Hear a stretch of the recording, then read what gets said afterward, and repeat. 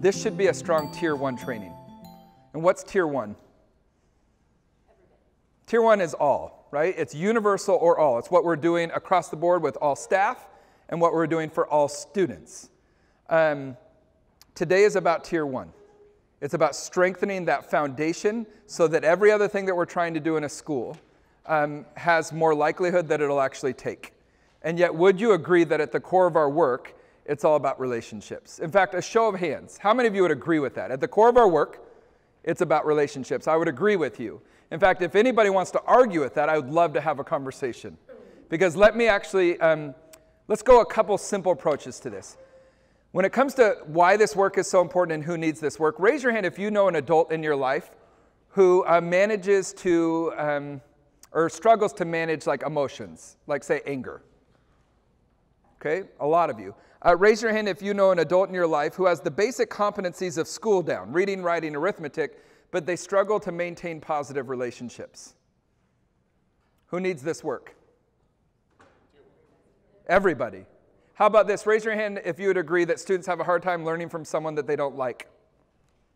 Yeah, how about this? Raise your hand if you would agree that sometimes students have a hard time learning from someone who they feel doesn't like them. Right? Even on a simple level, at the core of our work, it's all about what? Relationships, if we want all students to learn. But let's go deeper. How about the work around ACEs?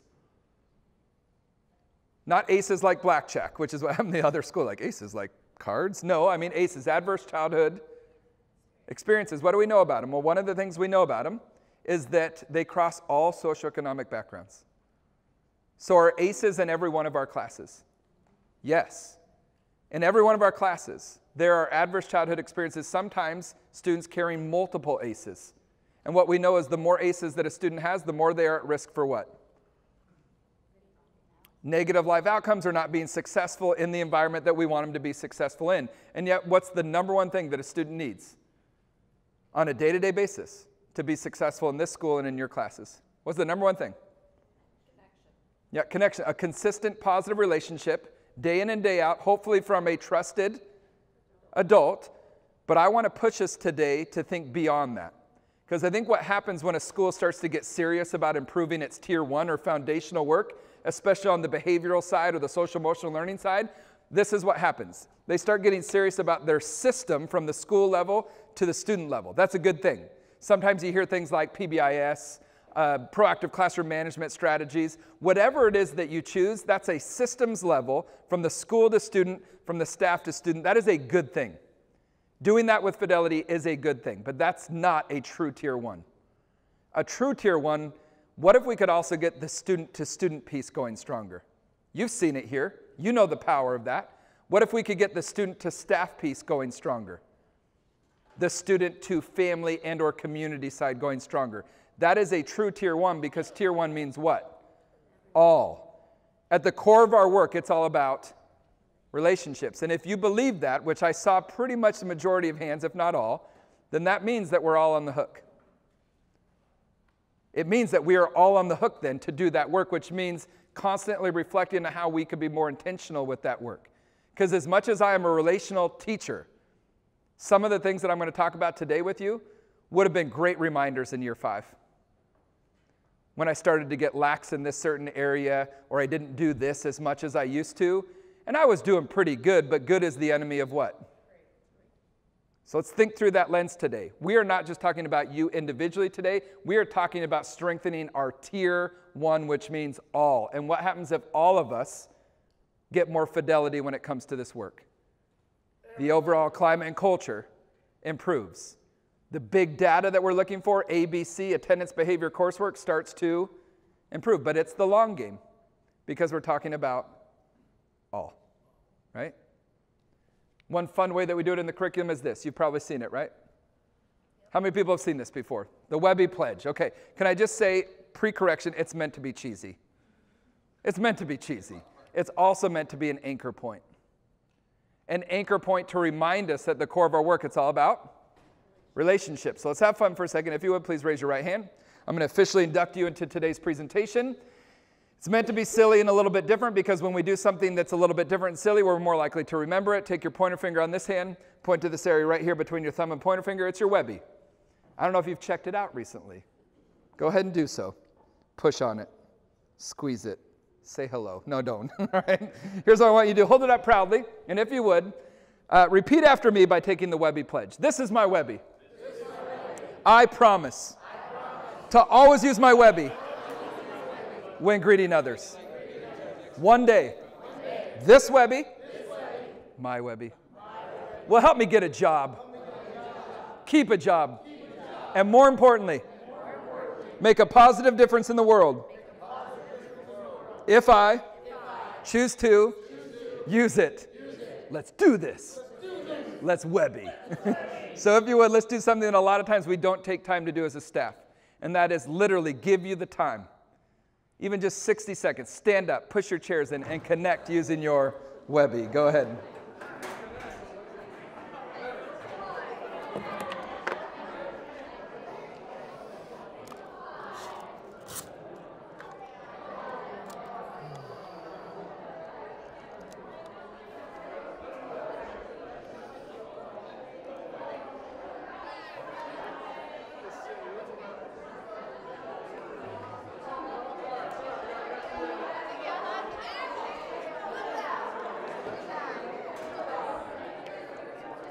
I'm John. I'm Jen. Nice to see you. I'm John. Nice to, what's your name? Nice to meet you, Becky. I'm John. What's your name? Skip. Nice to see you, Skip. John. I'm John. Tyler. Nice to see you, Tyler.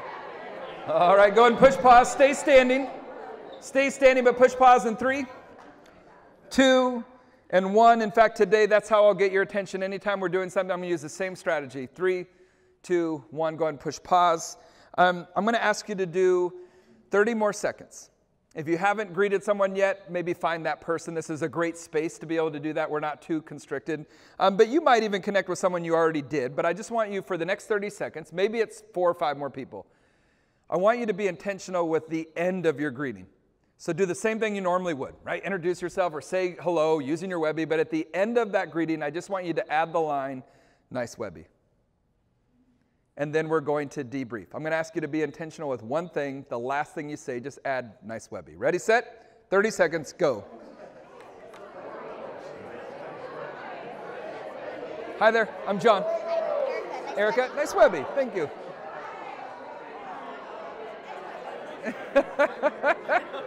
I'm John. Hey, and you are? Thomas. Thomas? Nice Webby, Webby you John. got there, man. That's Thank great. you. More like Hi, I'm John. Kevin. Nice to see you, Kevin. You've Nice been really Webby. working on that. Nice job, man. That's nice Webby. I'm John. Matthew, nice Webby, man. Thank you. All right, 3, 2, 1. Go ahead and push pause. You can head back to your seats. Really, that's just a test to see like what kind of group. I could tell this is going to be a fun group. And yet, that intro, that beginning, is actually very much intentional and on purpose. Because I think that it's very important that we start here. One, how many of you would agree that sometimes we'll pass each other for years as a staff? And maybe it's better at the high school level. I remember passing some staff members in the hallway for 10 years. And I would know less about them than I might you with 3 hours of intentional connection. And how many times that happens? Intentional connection with your own community building really, really matters. And yet I think this is an important start. We talked about at the core of our work, it's all about what? Relationships. Would you agree that sometimes, though, there are things that happen day in and day out that become so common that they lose their impact? Like, let me give you an example. It's now the afternoon. Almost, 1 minute. Okay, it's morning. Okay, good morning. Morning. A conditioned response to good morning would be? Good morning, hello, hi, how are you, or even nothing. You ever experienced that before? It's like, good morning, and someone's like, good morning, right on. And it's like, good morning. Right on, and then you'll get anything back, and what happens sometimes is that it becomes so common that it loses its impact. Let me give you another conditioned response. School. Yay. Would you agree that sometimes for some of our students, this school becomes so common that it starts to lose its impact? I show up, I sit down, there's similar expectations in different classes, similar types of things are happening.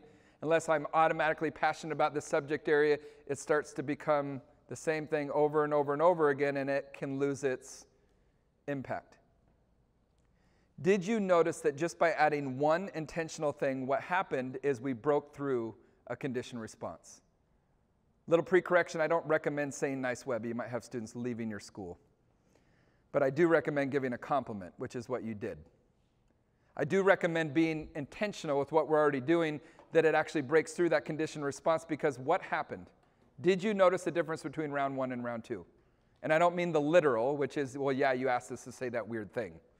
No, I mean beyond that. Did you notice a difference in the room collectively? If so, what? What'd you say? Laughter. More laughter. Raise your hand if overall you notice more laughter in round 2, even if you didn't laugh. Okay, with more laughter usually comes more what?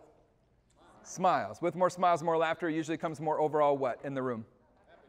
Some people say happiness. It may not be true. It might just be more overall energy. I do not think that it's too far-fetched to start here. Just by adding one intentional thing. What did it cost you to say that one thing? Some of us think automatically nothing because we're thinking through the lens of time. And in reality, in terms of time, it did not cost us a lot. We're talking 1, 2, 3 seconds. So let's just be honest. We actually had the time. But the bigger cost for some of us was what? Risk. It was pride. It's like, I'm not doing that. It's weird, right? And for some of us, the bigger cost was our pride. And how many times when it comes to this work, social emotional learning, even the intentional teaching of it, that's the thing. It's like, it's weird. I'm not used to it. This is pushing my comfort zone. And I want to acknowledge that. That makes sense. If it's not our normal thing that we would teach, then it might push that comfort zone. But I want us to start here, because by adding one intentional thing, nice Webby, what we did is we broke through that conditioned response. And what happens is we change the overall culture and climate of this room. By changing one thing that in terms of time costs very little, there was more overall smiles, more overall laughter, more overall positive energy in the room. I wonder what else we could change. I wonder what else we could be more intentional with that we're already doing. Because so many times it's not actually putting more on our plate as much as it is about being more intentional. Would you agree? How many of you think that you don't need to be intentional right now? I've got it all down. No, every one of us could be more intentional with what we're already doing. And today, more than anything else, is about that. At the core of our work, it's all about relationships. In your packet that you should have there is a page that looks like a clock. And I want you to find that clock partner page. It's a few pages in, near the 3, 2, 1, I believe, or the 1, 2, 3 section. Okay, and as you're getting there, a show of hands, how many of you have used clock partners before in your daily practice? Hold it high, I just want to see for a minute. Okay, it's pretty good, at least a quarter of this staff. I'll tell you the average when in front of a staff is maybe 10 to 15%. I'm going to have you do clock partners. I love clock partners because clock partners moves me beyond turn and talk. Clock partners as a strategy moves beyond find a partner, which how many times are students going to go to the exact same person or persons every single time? So even the act of finding clock partners is an infusing of a relational strategy in class. So we're going to do it. When I say go, you're going to take that clock partner page and something to write with, and I can put restrictions on it. So one, your 12 o'clock partner can be at your table right now. So that's an easy win. As soon as I say go, you might lean over and say, hey, let's be clock partners. Okay, you're 12 o'clock, and then what's your name? Okay, and I would write your name down for my 12 o'clock, and you'd write my name down for yours. Yeah. Nobody else gets in that space. Make sense? Then I got to move. And as I'm walking around, I might walk up and introduce myself and say, do you have a 3 o'clock? And he's like, actually, I do. Dang it. Do you have a 6 o'clock? No, I don't.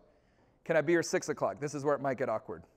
Hopefully he says yes. And if he says yes, what's your name? Thomas. Okay, and I write Thomas's name down for my 6 o'clock, and he writes whose name down for his 6. John, you'd be amazed at how people can screw this up. Okay, nobody else gets in that space. We are now 6 o'clock partners. We are now 12 o'clock partners. I'm still looking for a 3 and a 9. Who can be at your table? 12 o'clock only. Ready, set, move.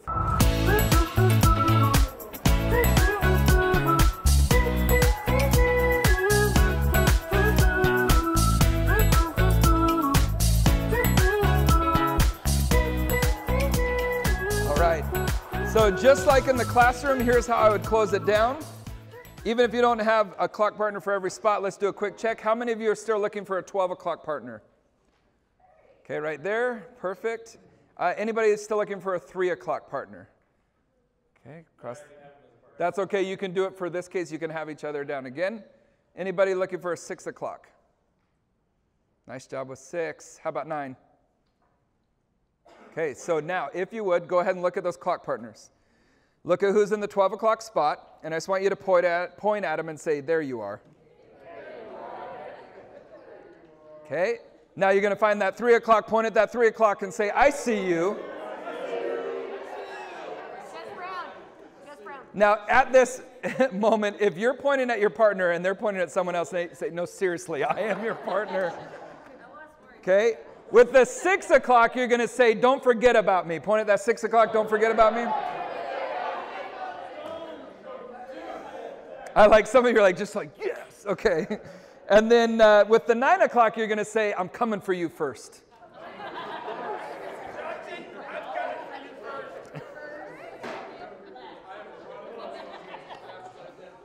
So you now know who you're coming for first. It'll be your 9 o'clock, alleviating a little bit of anxiety around what the heck is going on there. What I love about clock partners is I want you to think about for a moment how you might use this.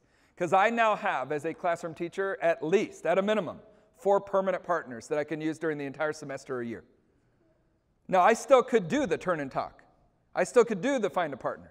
But at any point, I could say, find your 9 o'clock partner. And usually what that means is I'm going to have to stand up and have some sort of a stand-up conversation, right, with that person. Would you agree sometimes it's a good thing to have students stand up? Yeah, automatically 10% more blood flow. Notice I said sometimes. Sometimes we don't want them standing up. But sometimes after lunch, that's a good move. That we could actually have a stand-up conversation. It moves beyond maybe the same person that I always pick. Find your 3 o'clock partner. And then they move to find that person. So during the entire year, I now have 4 permanent individual partners that I could use. Okay, think about other ways that you might use it, but what we're going to do to start is you're going to be with that 9 o'clock partner. You're going to leave everything at your table, and we're just going to make a kind of oval circle around the outside of these tables, and probably on the outside of that bigger table that Joby's on as well. So you're just going to be standing next to your 9 o'clock partner, and we're going to make a big kind of full oval. Go ahead.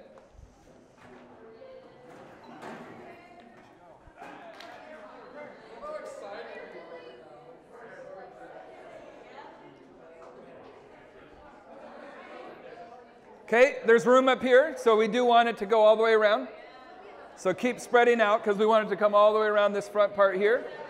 Good, keep moving that way. Excellent. Okay, here you go. If you would, with your partner, decide who's going to be partner A and who's going to be partner 1.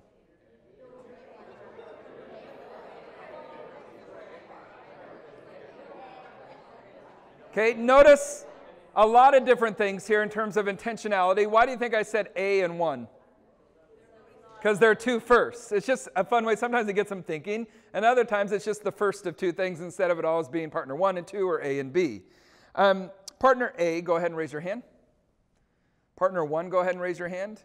Okay, partner A, one more time, raise your hand. You're going to take a step into the middle, turn and face your partner. We now have an inside-outside circle. What we call this is weigh-in. Weigh-in stands for Who Are You Inventory. It's one of the first 2 lessons in the CharacterStrong curriculum. How many people have already taught this lesson before? A couple of you, okay? I love the weigh-in. I use the weigh-in every single semester of every single year because I think that this is a very low-threat overall activity and yet still pushes students to have connection points. They're not going to share in front of the entire class. But you'll notice during this activity, as we build community together today, all the different, even short touch points that happen. Think through that lens as we go through it. Would you agree that the soft skills of one-on-one human connection are needed right now with our students? That as much as technology has increased, it'll never replace the power of the real thing, one-on-one human connection. So let's give students the opportunity to practice those skills, sometimes even in a fun and low-threat way. There's 3 main positions in the weigh-in. The first one is front to front. Okay, so anytime you get to a new partner and you're like standing facing each other, that's front to front. The first thing I want you to do always is introduce yourself, even if you already know them, using your Webby. Go ahead.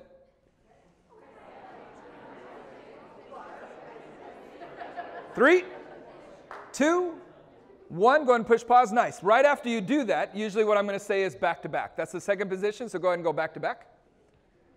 You don't have to be touching back to back. You can, though. It's fine if you want to hold each other up. It is late in the day, and it's Friday, right? Is it Friday? I lose track of the days. Okay.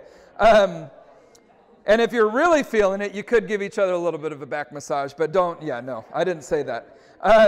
One of the things I like about back to back is it many times will help students to stop talking. Notice that I said help. It's not automatic, but anytime their mouths aren't facing each other, it helps. So back to back. The other thing that back-to-back does is it gives you time to think. So if I was to give you a question right now, like the first question is, what is a special talent that you have or have been told that you have? And instead of putting you right on the spot to share that, because not all students are going to be immediately comfortable to do that, what if I give you a little bit of think time first? So back-to-back, the first question, what is a special talent that you have or have been told that you have? Think time.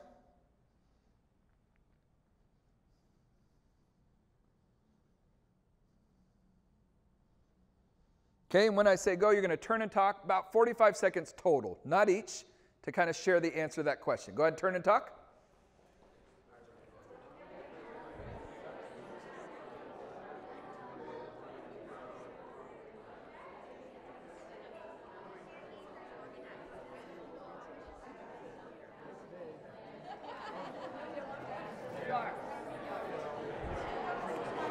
So for training purposes, what I'm doing right now is counting the total number of people in the room, which is 21 pairings.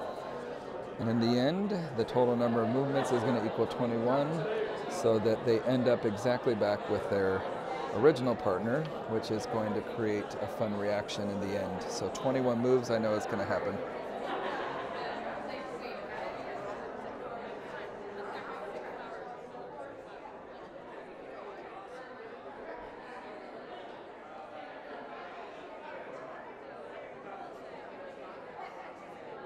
All right, 3, 2, 1. Go ahead and push pause. The final position is called permanent high five position. So go ahead and go right hand to right hand and hold it for a second.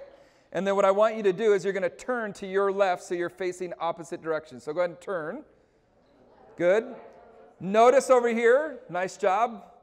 Okay, I'm looking around. Pretty much we have everybody, and we have a great movement. Okay, that's awesome. I love it. Okay, and so you are now facing the back of the person in front of you and opposite directions from your partner. This is permanent high five position. Go ahead and look at your partner and say, that's a pretty cool talent. Okay, and if you would, partner A, go ahead and raise your left hand. Partner A, repeat after me, I'm moving. Okay, partner 1, go ahead and raise your left hand. Repeat after me, I'm not moving. So partner A, when I say go, you're going to move forward 3 permanent high five positions. So if I'm standing here and it's 3, I'm going to take a step forward and go high five 1. Take a step forward, high five 2. Take a step forward, high five 3. Introduce, that's my new partner. Okay, 3 permanent high five positions. Partner A, ready, set, move. 1, 2, 3. Introduce, introduce. And back to back. If you would, back to back. Okay, next question. We got the progression now down. It's introduced. It's going to be back to back. Here's your next question. What is a special talent that you wish that you had, and why? Don't turn yet. Think time. What is a special talent that you wish that you had, and why?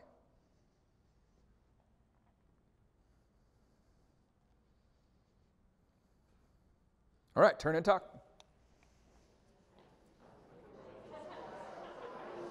So I'm going to read, for training purposes, the room. I'm going to walk around the room. It's important that I'm walking around the room, just like a teacher would walk around the room, to monitor, to listen in on some of the conversations, to also kind of feel out where people are at in answering the questions, and then notice after round 2 in the debrief what I'm going to add in here after they move.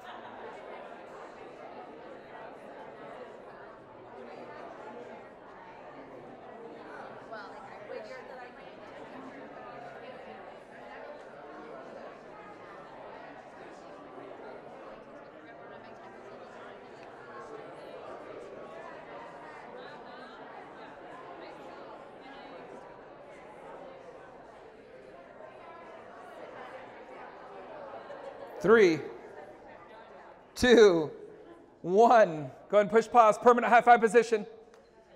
Don't forget to turn. Look at your partner and say, I believe in you. All right, inside partner, partner A, you're going to move forward 5 permanent high five positions. Ready, set, move. 1.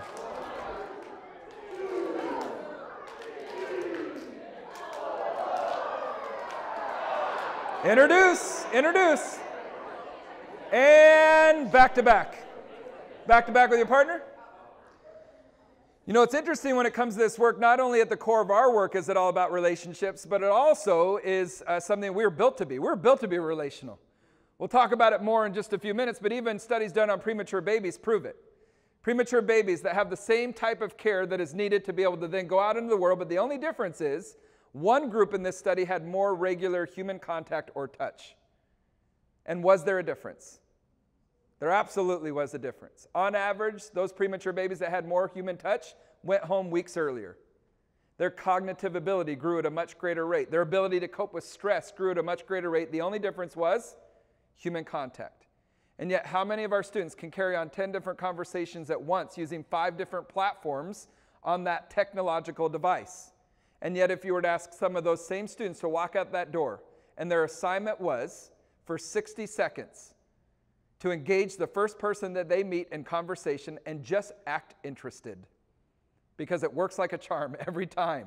Just act interested. How many of our students would struggle with that? Many would struggle with that. So what happens is this. They get in a situation like this. What is the special talent that you wish that you had and why? And they'll treat it like a math problem. They get done in 15 seconds and then they go like this. Because they're done. And it's like, well, wait a minute. That's not how relationships work. It's not like I did the math problem. I'm done. What's next? So we need to give them what's next. So the challenge is in this weigh-in, inside-outside circle, if you get done answering the question, be the first person to ask the second question. Well, what does that mean? It means act interested. Based on what they just said, ask a follow-up question. Well, that's pretty cool. When did you first have the desire to want to learn that skill? Or who was it that taught you that thing that you're so good at? Maybe you ask any follow-up question, just act interested. So my challenge to you when we go through these is be the first person to ask the second question. Don't let it just sit at 20 seconds and we're done. Good? Here's the next question. What is a special object that you have in your life and why is it important? Now this object does not have to be on you right now. It could be at home, it could be somewhere, it could be any size, and it could be anything. So it might be something that your grandmother gave you and you've held on to for many years. It could be a rock that you found on a very special hike. It could be anything. But what is a special object that you have in your life and why is it important? Think time.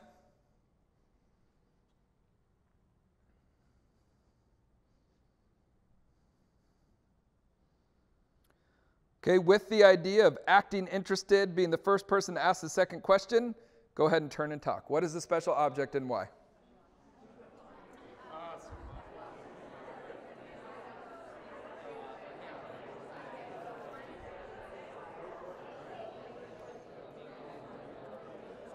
Shooting everything and getting as much footage as possible. Is that okay?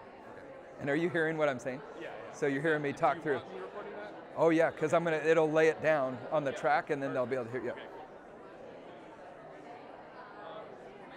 I would say when you are doing that, maybe just talk just a little bit louder. And Sure. I know it's for training purposes, but Sure. just the difference. So they between, can. I didn't want people like, why are you talking to yourself? Yeah.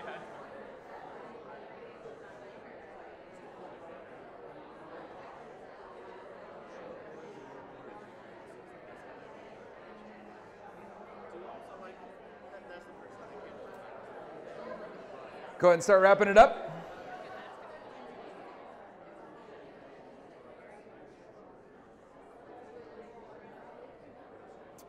Three, 2, 1. Go ahead and push pause. Permanent high five position. Go and look at your partner and say, that's a pretty cool object. Inside partner, partner A, you're going to move forward 1, permanent high five position. Ready, set, move. Introduce. And back to back. You can join right here. Right on here. the outside. Perfect. Oh, sorry. All right, next question. If someone was to walk through those doors and they were walking into the room and they had a note, and that note was to be delivered, and that note was actually to be delivered to you. And when you got that note and opened it up, on that note was the very best news that you could receive right now. What is the very best news that you could receive right now today? Think time.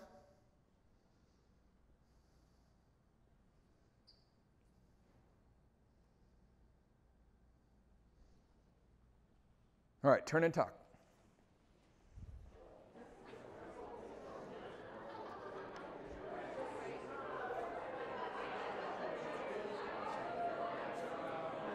I use very similar questions every time that I know are a good flow. You could have your own questions. You can use the same ones. I always use the progression of the first two. What is a special talent that you have and why? The next question, what is a special talent that you wish that you had? Have your go-to. Mine is an intentional flow that includes some serious and some fun.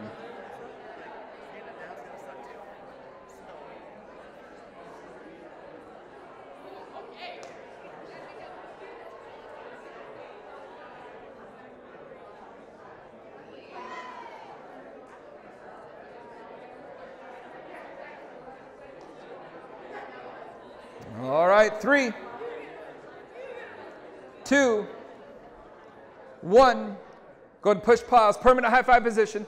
Don't forget to turn. If in any of these conversations I am unintentionally interrupting you, my apologies. What a great reason, though, to come back at another time and follow up with that person. Go ahead and look at your partner and say, that's some pretty good news. Inside partner. Partner A, you're going to move forward 7 permanent high five positions. I believe in you. You can do it. Ready, set, move. 7, 1.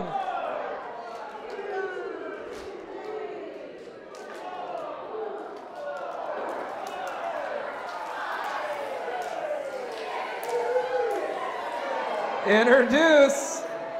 Introduce. And back to back. I want to compliment you as a group. We bring the energy to the room that we want to have late in the day. This is fun energy. Thank you for bringing it after lunch. Let's have a fun question then. If you could bring any 2 animals together to make a new animal,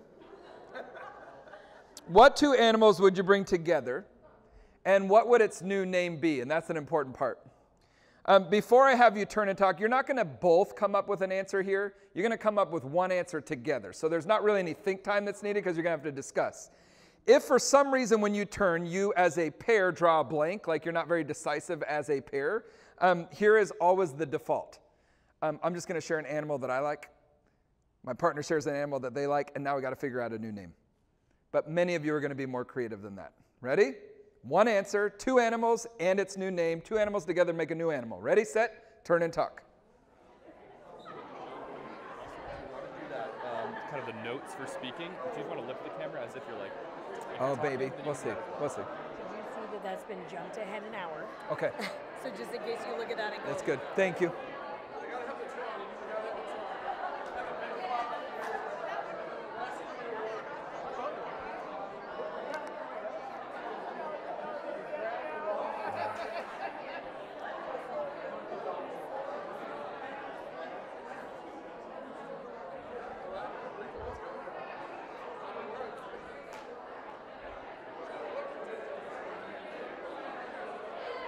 All right, once you have a response, just turn and then give me a thumbs up. If you've got an answer, just kind of turn and face the middle and give me a thumbs up.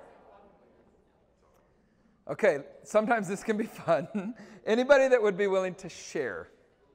Okay, no hesitation. Here we go. Jeff the Dragon Cat.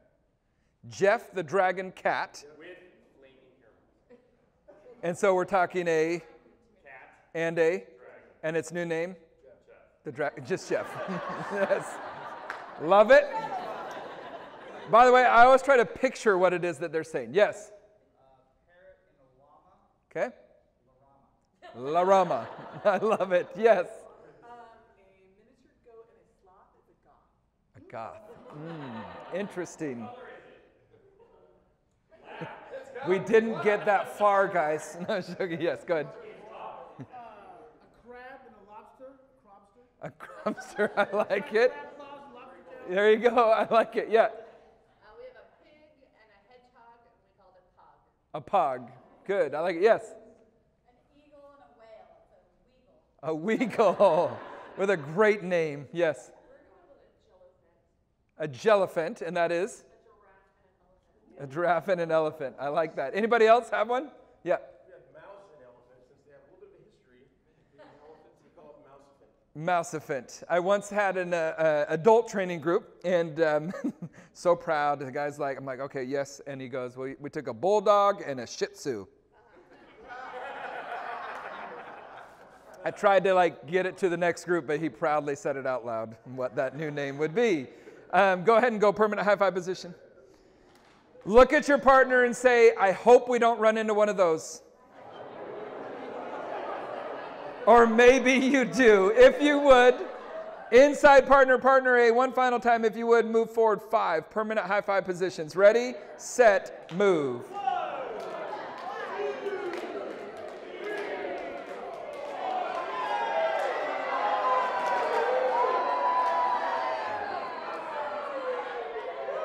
Why is everybody so excited? Is that your original partner? I got lucky. Okay. Final thing. Go ahead and go back to back one last time with your partner.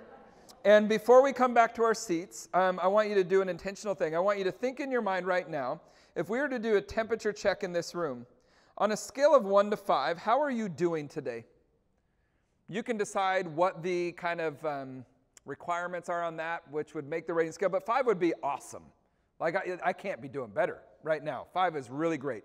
1 is the exact opposite or somewhere in between.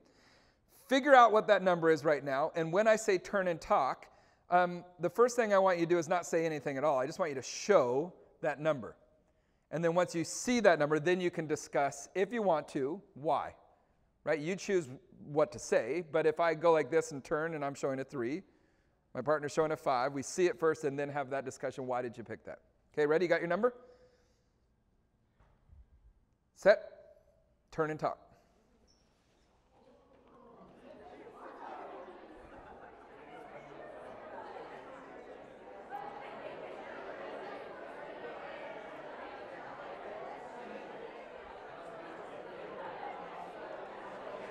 So what, oh, that's fine.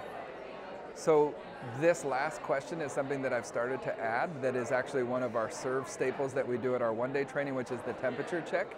So it's actually one of our infusing strategies. So I've just made it the last question. And then in the debrief coming out of it, I'm going to explain how they might use it in their classroom. So it's something I've started to do recently as the last question with the original partner in this weigh-in activity.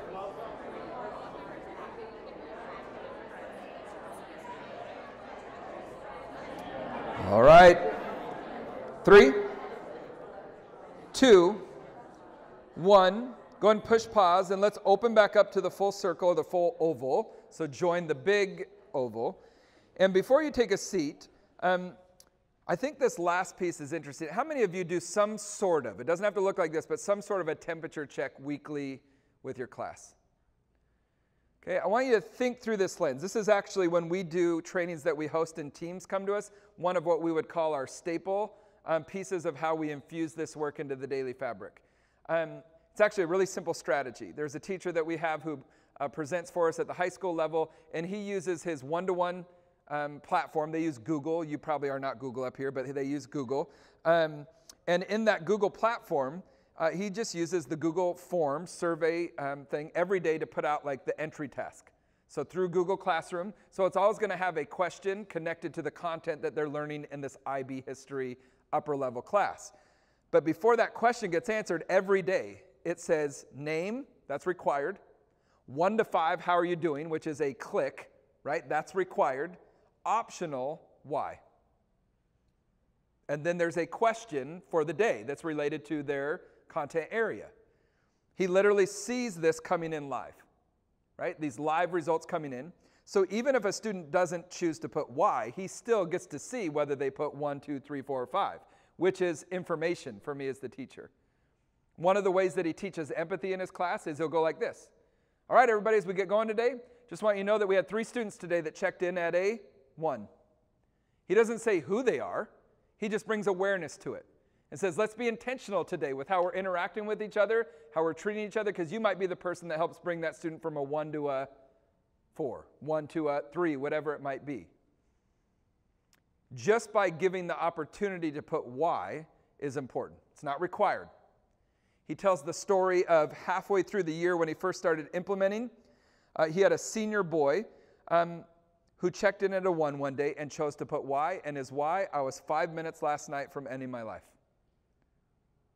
He sees this come in. He chooses to respond to it as the teacher by sending a student an email saying, thank you so much for your honesty. At some point during class today, ask to go to the bathroom when we're processing on something, and then I'd love to connect with you in the hallway. That's how he chose to respond, and the student did that. When they were working on something in class, he has to go to the bathroom. He connected with them in the hallway. After they connected, he got him connected to the counseling office downstairs. I think the student went away for a few weeks to get the support that was needed. And Brian said that he still remembers 2 months later getting a handwritten thank you note from that student basically saying, thank you for saving my life. My whole point of that is this. What do you think it cost Brian to create that kind of a process to his daily routine? What do you think it cost him? A little bit of time on the initial setup, right? Now, he actually is pretty good with tech tools, so for him, it probably took less than a minute. But if I don't know tech, it's asking someone, how do I set that up? Right? But once he has it set up, guess what he has to do every day? He just literally duplicates it and then puts a different question. That it's that easy, and he sends it out. And he literally every day has data in his classroom about the overall temperature of the room, the overall feeling. And what do you think he does if 20% of his class or more checks in at a 1 or 2? Do you think he's going right into that content? No, because it's not going to matter if he goes into that content. They're not going to be ready to what? Learn. At least he knows. And it costs all of like 1 extra minute, not even that, to put your name and to click a button. And then you always have the option of why done in a private way, but the opportunity is always there. Temperature check is a great way of thinking. Do I have the pulse of my class? Not just the externalizers who are always out there, and I overall got a pretty good read because they're out there. What about the internalizers? Do I have a read on them? Because they're usually the students that start to fall through the cracks. Simple strategy, temperature check can be done through technology, can also be done through a note card, a sticky note. They pass it in, whatever it might be. I want you thinking, how can we infuse this into the daily fabric? Good? Look at your partner and say, thanks for being my partner.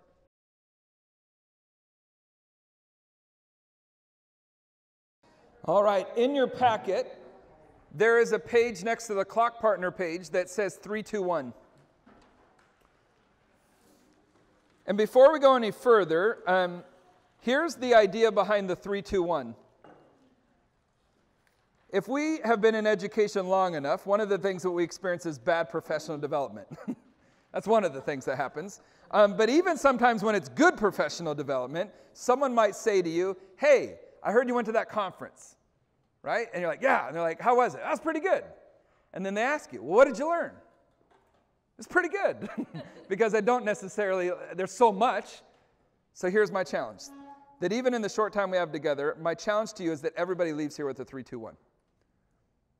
So all these different things I've already provided, more than one, including clock partners. What is some practical strategies that you learned? Doesn't mean you have to use them. But what are some practical strategies that you could immediately infuse into the daily fabric of your classroom, if you were to choose to? I'm a big believer if we're going to do professional development and we're going to talk any kind of theory or rationale of why, if we're not giving you practical strategies, it was a waste of your time. Because although that stuff is important, sometimes I need to, what can I try right now in my room? I want everybody to leave with at least 3 ideas. Okay? 2, I want you to leave with at least 2 ideas that you don't want to forget. So if you hear something today, I don't want to forget that. Or that was a really good reminder. I want you to write it down. At least 2 things that you don't want to forget. And then by the end, at least 1 thing that you're excited for. And sometimes that's a mindset piece. Sometimes that's a mindset piece. We're in the middle of like kind of winter going into spring. Sometimes it's hard to think, what am I want to challenge you to have at least one thing that you leave today that you're excited for connected to this work. Okay? So about 30 seconds, there might be an idea right now that you want to write down that we've already talked about, that is a practical strategy, and then I'm going to finally, 45 minutes in, give you the objectives. It's supposed to be funny. All right.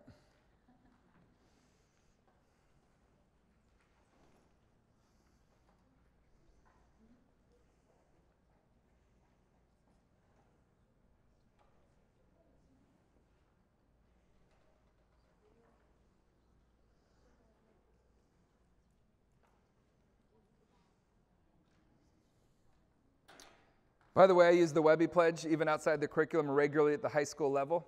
I could sell it to the high school level. You can sell it at the middle school level. Any time that I just needed something, transition, I needed energy, I would say, everybody please rise. And they're like, oh, geez. And I say, please raise your right hand. And I would just do a Webby remix. I would just make it up. Just a back and forth. This is my Webby. It's still mine. It's still mine. It's awesome. And I just make it up. And they're like, 30 seconds. 30 seconds, I want you to mingle. So they're walking around, and their job is to what? Good afternoon, good to see you, using that Webby. We might stop at some point, have a conversation. If we ever had a guest that came into the room, I'd be like, everybody please rise. If it was a new student, instead of the whole famous, like, this is our new student, and that person's like, I hate my life. Right? They knew that if we ever had a new student of any kind, everybody please rise. Their focus is on who? Me. Let's do the Webby Pledge, including our new guest. Nice to meet you.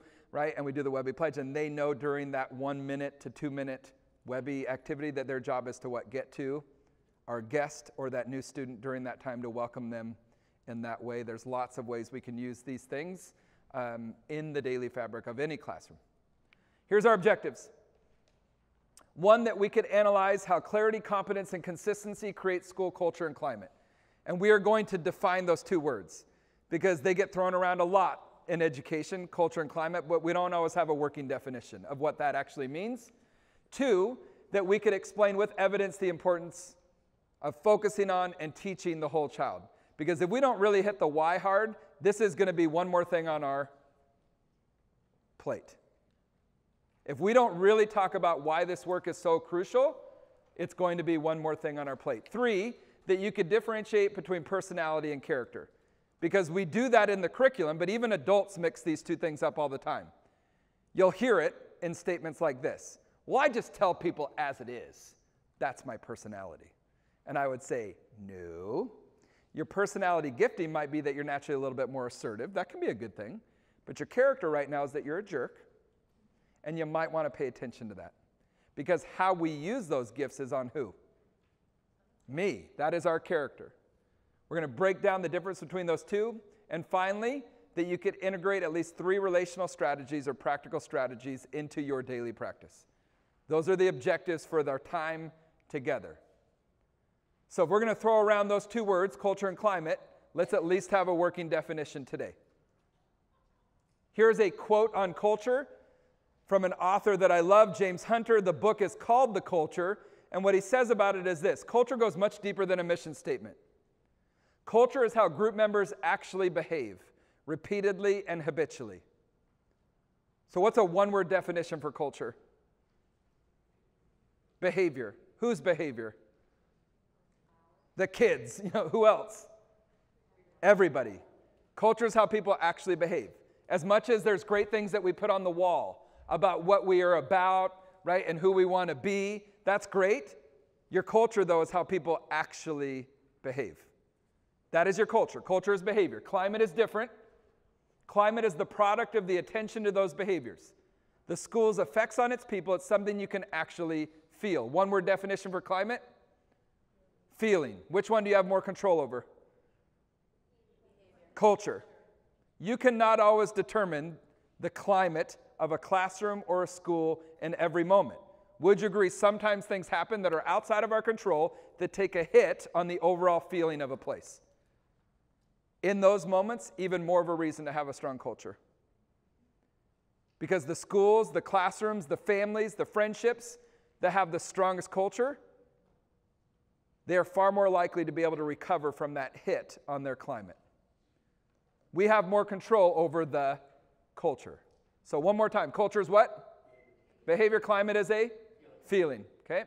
So let's look at then the circles of culture, our first objective. Here are the circles of culture. Number one is competence. The question is, what do people actually know how to do? So when it comes to the work we're talking about today, social emotional learning, character development, infusing it, role modeling it, the question is, what do people actually know how to do, both students and staff, when it comes to this work? Now, once again, I'm not saying that you don't know how to do it individually. I'm saying collectively, our tier one, what is the competence? The second one is consistency, and the question is, what are people actually doing daily and or weekly when it comes to this work? Not just the competence, what are actually people doing day in and day out, week in and week out? And then the third one is clarity, and the question is, what do people actually believe in and or care about? If this was the first time ever that this school had come together, Inglewood, and next week is the first time ever that we were going to be a school, and we were going to work on creating the ideal climate and culture, which one should we start with? Which one of these three should we always start with? Clarity. If we are not actually clear on what we believe in and or care about as an organization or staff, good luck getting the other two. We got to go to work on that clarity piece. So before we dig into clarity, let's bring these three things together. We call them the circles of culture, and let's at least talk about some of the problems that we've seen with school culture. As an organization, we've now been in over 1,000 schools across this country. Here are some of the problems that we've seen when it comes to school culture. The first one is a culture with know-how. So you've got the clarity piece and the consistency piece, but we're missing that competency piece. Explained? We know what is important. We see it, talk about it often. But the staff and or students don't have the skills to bring that vision to life. It is a culture that is busy but not productive. I want you to reflect on your experience, your time in education. What have you seen? What have you witnessed? Where are you at as a staff? The next problem that we see with culture is a culture with no why. Competence, consistency are there, but you're missing the clarity piece. Explained, we teach a lot of skills. We talk about our culture often, but there's no deep buy-in or clear unifying purpose. It is a culture that is busy, but not passionate. Finally, the third problem that we sometimes see is a culture with no win. Clarity and competence are there, but we're missing the consistency piece. Explained, inspiration doesn't mean application. A big message with little follow-through is like going to the gym once, and we know how that works out. It is a culture of inconsistency, a culture of good ideas, but no habits. Today we're going to talk about bringing those three things together. When we bring them together, we would call that a character-strong culture. You can call it whatever you want. A more intentional culture, a more conscious culture. We're going to talk about bringing clarity, competence, and consistency together. So if we were to start with clarity, the question is this: what is missing? In fact, as a table, and if you have two, you could just talk to, or you might turn, it's up to you. But what is missing if all we do as a school system is focus on end-of-the-year test scores and academics? And I want to challenge you to move beyond broad statements like relationships. Well, what does that mean? Like, what aspect of relationships is missing if that is a type of answer that you might give? But what is missing if all we do is focus on the thing that we are pressured so many times to focus on solely because it's reported out there and people get to see it? Like, what happens though? What is missing if all we do is focus on that? As a table, go ahead and talk. When I was working at the district level as the program administrator for the whole child, and people were calling for tier 2, tier 2, tier 3, tier 3, and what was missing? Tier 1. But how do you tell someone that? Like, I know you want this quick fix, right?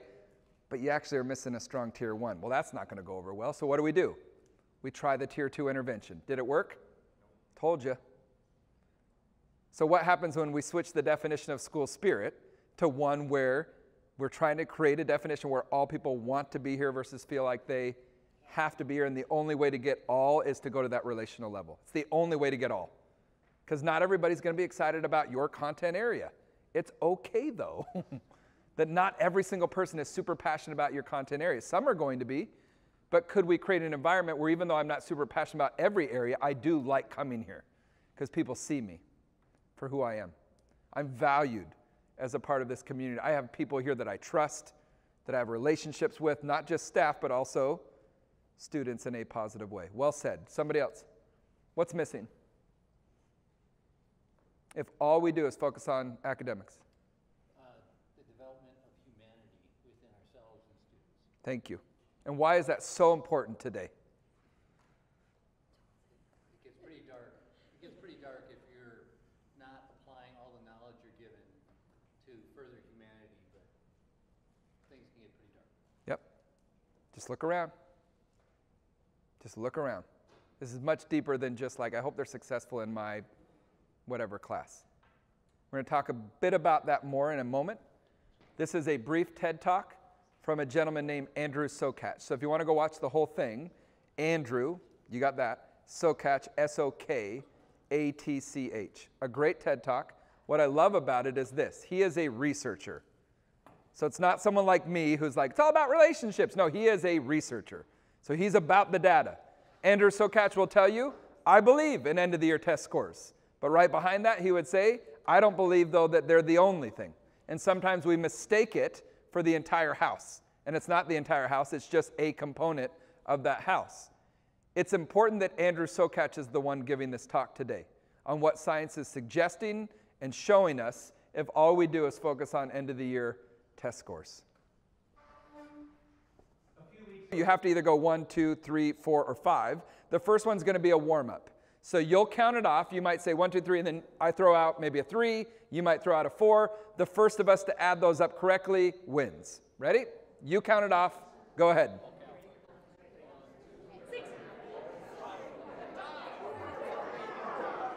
Try again. Maybe best 2 out of 3. Best 2 out of 3. Maybe see what you can do.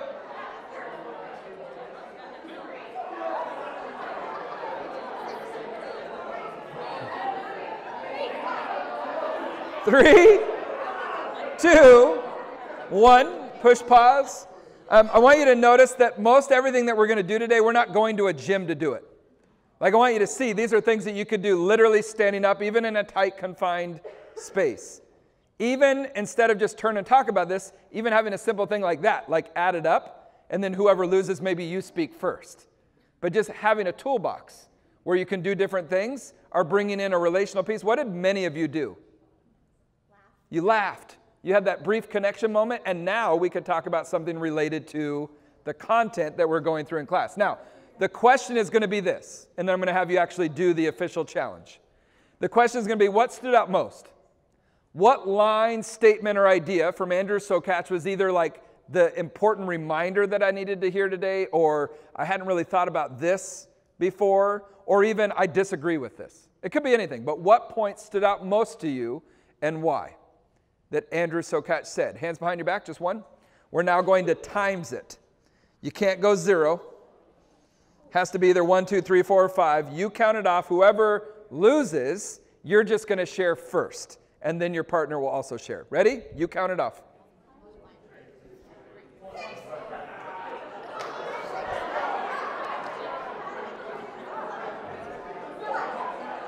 Okay, go ahead and share. What stood out most from Andrew Sokach? Go ahead and share.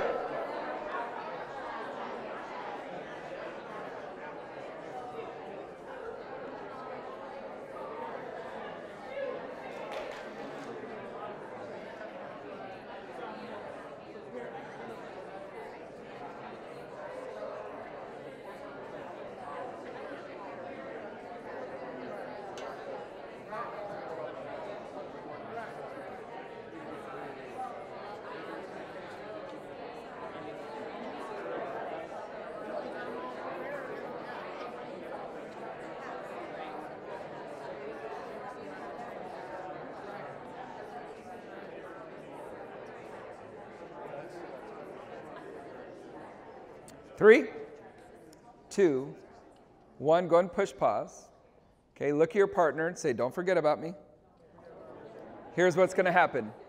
We're going to go for a break. Right now it is just about 1. At 1:05, we're going to meet back at our seats. Take care of what you need. We'll meet back. And then don't forget about this partner and this spot. Okay, go ahead. Right, so it's like translated. If you were to be really like bluntly honest, you're like, that's an excuse. Right. But it would be things like talking about the next slide, the Y slide. And it's the same 3 people every time, right? Well, I mean, I feel like we're just talking about like all this seems so negative in today's present day. And, you know, like if you think about the past, it was, you know, like not everybody had a voice back then. So she's bringing current, like, hey, which is good. Like, that's a good thing to bring up. Like, not all, like, women not having a voice and this, da, da, da, da. And it's like, she went there, and it's like, in the end, I listened and I said, so that's a great point. Would you agree that whether it be the past or the present, that strong social emotional learning and character is needed in every one of those areas? So it's like the whole idea of like, it's almost like dismissing the real problem of why this is needed to just say, well, I mean, it's not that bad right now because more people have a voice. It's like, yeah, look at how people are interacting with each other. Like, we need this. That's right. Like, and it's been needed back then and it's been needed today.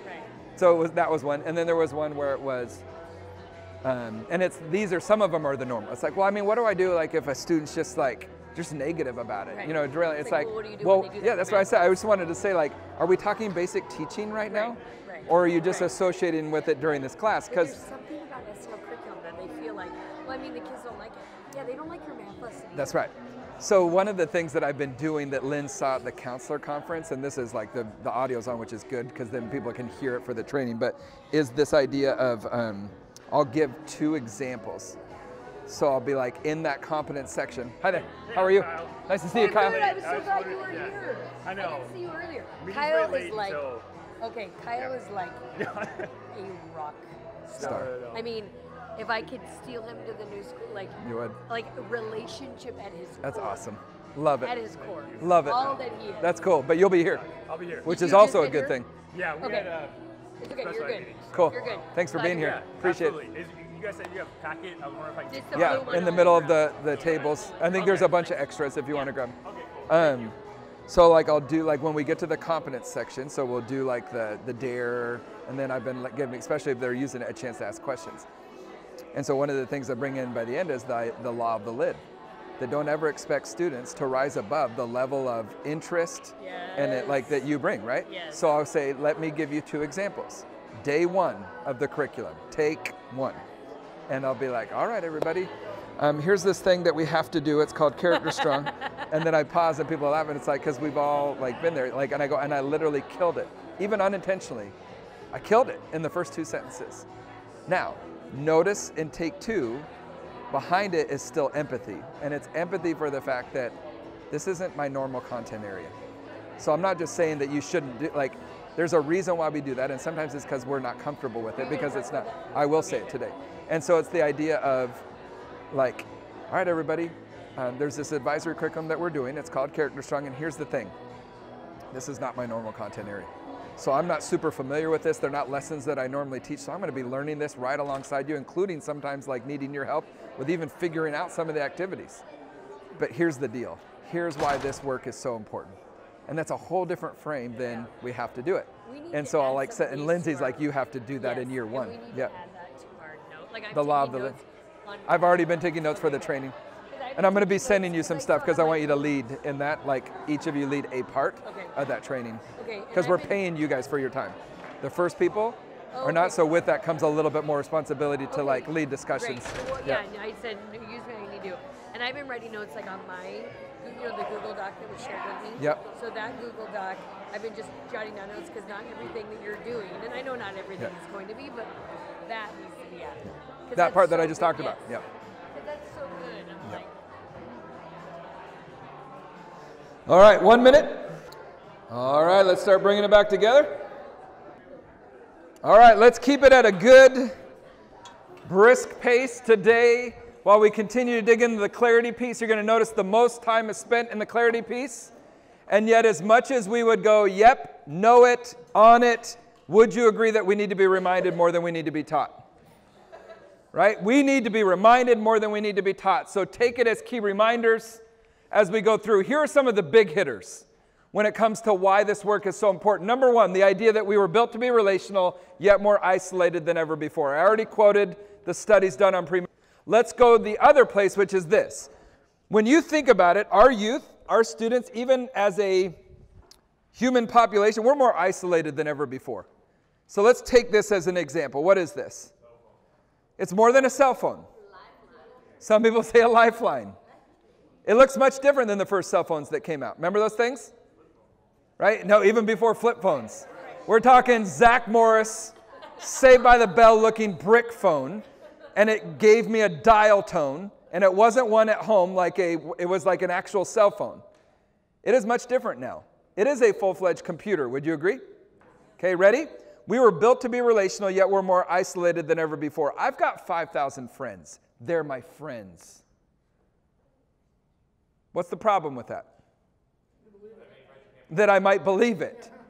What else is the problem with that? It is not possible for me to have 5,000 friends. What does the science say?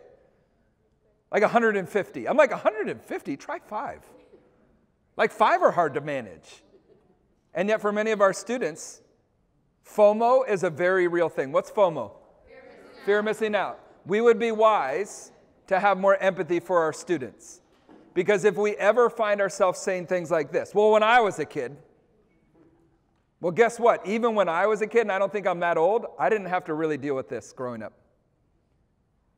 At least when I was a kid, as long as I had a stable home, identifying that not all of our students do or did, but as long as I had a stable home, if I was dealing with something that wasn't easy to deal with relationally at school, at least when I went home, it didn't follow me there. Now it follows our students 24 hours a day. The idea of Instagram and having a highlight reel and like this like ideal life of what, that's not real. And yet our students deal with that day in and day out. And it can create a huge feeling of what? Isolation. We're built to be relational, yet many of our students feel more isolated than ever before. Here's the proof. Raise your hand if you notice an increase in anxiety. Oh, you have. Oh, interesting. In fact, it's through the roof. Dr. Tim Elmore from Atlanta, who has done a lot of research on today's generation, written books about it. A great one is called Marching Off the Map. Recommend it. Not only talking about this generation, but how we can more effectively work with them.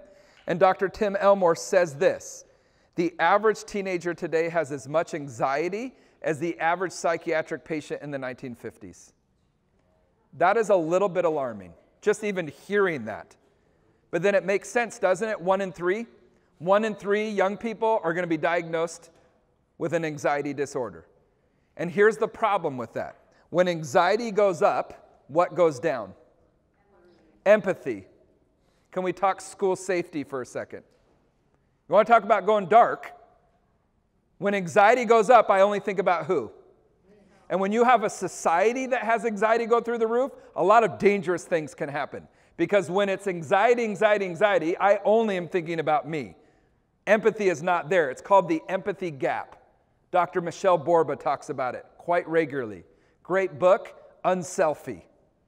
Raising empathetic kids in an un-whatever world. It's a great book. And she talks about this empathy gap.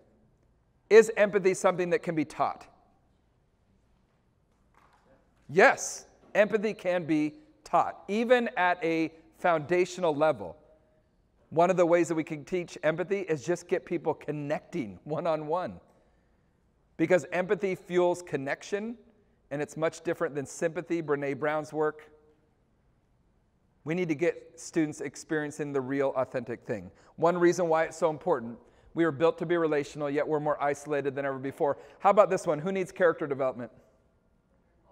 It was like, sometimes though, in a group this size, you'll have people that pause. Some of us are like, everybody, and others it's like, who needs character? Connor. Every day, man. He's in my first period. I'm working with him every day, right? And yet, in reality, who needs character development? Everybody, including me, on more days, moments, and even seconds than I'd like to admit. In fact, the reality is that when it comes to this work, it's for all. It's not just our students, it's also for us. How about this? Why is this work so important? Because academics are only 1/3 to half of what a student needs to be successful. Angela Duckworth and her team, which is connected to Andrew Sokach. Remember Angela Duckworth, lead researcher on grit and perseverance, those pieces. They would say half. Dr. Clayton Cook, who we work with, now out of the University of Minnesota, he would say 1/3. In his research, we're only giving students 1/3 of what they need to be successful. Either way, it's not enough. Okay? And let me just say at this point, I am a big believer. It's not that we don't want to do it. People want to do it. It's just how do we do it more effectively is usually the question. How about this one? Highest indicator of success for our students is not their GPA, SAT, or even their IQ. What is it? What is a higher indicator of success for our students? Or at least one example, maybe grit. But understanding grit, though, is important. Real quick, just for a moment before you go there, because sometimes there's a misinterpretation of grit. We need to understand that sometimes your grittiest student is not necessarily your highest performing student in your class. The fact that they are sitting in your class every single day and what took to get there, they are the grittiest person sometimes in your class. We need to be very careful of thinking that grit means just like, just suck it up. It's like pull up your bootstraps. That is not a correct definition or understanding of grit. But perseverance, though, like how do I work through difficulties? How do I take failure as an opportunity to learn instead of a brick wall? Yeah, that's a higher indicator of success than GPA, SAT, or IQ. Anybody else want to add something? Growth mindset. The idea that I can grow, that I can learn. And even parents who are highly involved in their students' life don't necessarily know all the most recent research on growth mindset. So we unintentionally will do things like this. Look at you. You are so smart. And I am being a positive parent. And that is a good thing. And I don't necessarily know better, right? So I'm like, look, you got another A. Of course you did, right? Here's a toy. And I'm being a positive parent because that's my skill set. So I'm trying to be positive. But what I don't realize is that I might unintentionally be driving you to a fixed mindset. And at some point, they go on outside of my control, right, into the world, and they're going to experience adversity. Because everybody experiences adversity. Nobody is free from it. And in that moment, many of our students are going to feel this. Well, now I must not be smart enough. Now I must not be good enough. And what Andrew Sokach would say is what? We have fragile thoroughbreds. Perform, perform, perform. First sign of adversity, crumble like a ton of bricks. Have you seen it before? Okay, it's not enough. How about this? Soft skills are the new hard skills. What are soft skills, by the way? It's what the business community calls them. It's related to character. Soft skills would be what? Yeah, can you show up to work on time? Make eye contact. Make eye contact. Can you interact with another human being? Can you take feedback without getting all offended? Right? There is an entire business community in western Wisconsin that is fully funding this work. Staff training, curricula for 26 school districts. You want to know why? They started to talk to each other. As a business community, they started to talk to each other. And what they realized is this. We are spending millions of dollars collectively as a business community teaching adults this stuff every year. They're business-minded. They're like, it would be way cheaper if we got it in the schools. So they started fully funding the work. Let's get it younger and let's get it in there, because what we're not seeing when they come out of high school, trade programs, college, we're not seeing the soft skills, the people skills. I would say soft skills are as relevant as they've ever been. Even though there's this increase in technology, those skills are as important as they've ever been to teach. Go ahead. Our most recent hire at CharacterStrong was an intentional move of hiring someone that was older than a lot of times for the position that we want, because we know that they weren't going to be bombarded with like the need to be on their cell phone every single day. Because it was literally the day-to-day work of answering calls and emails.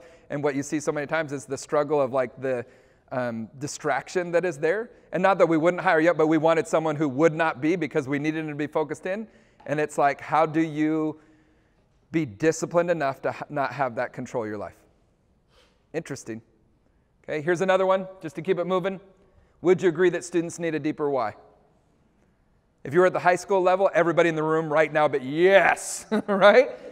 In fact, Angela Duckworth's team would say, if you look and ask the average high school student today, what is your purpose? What's the number one answer besides I don't know?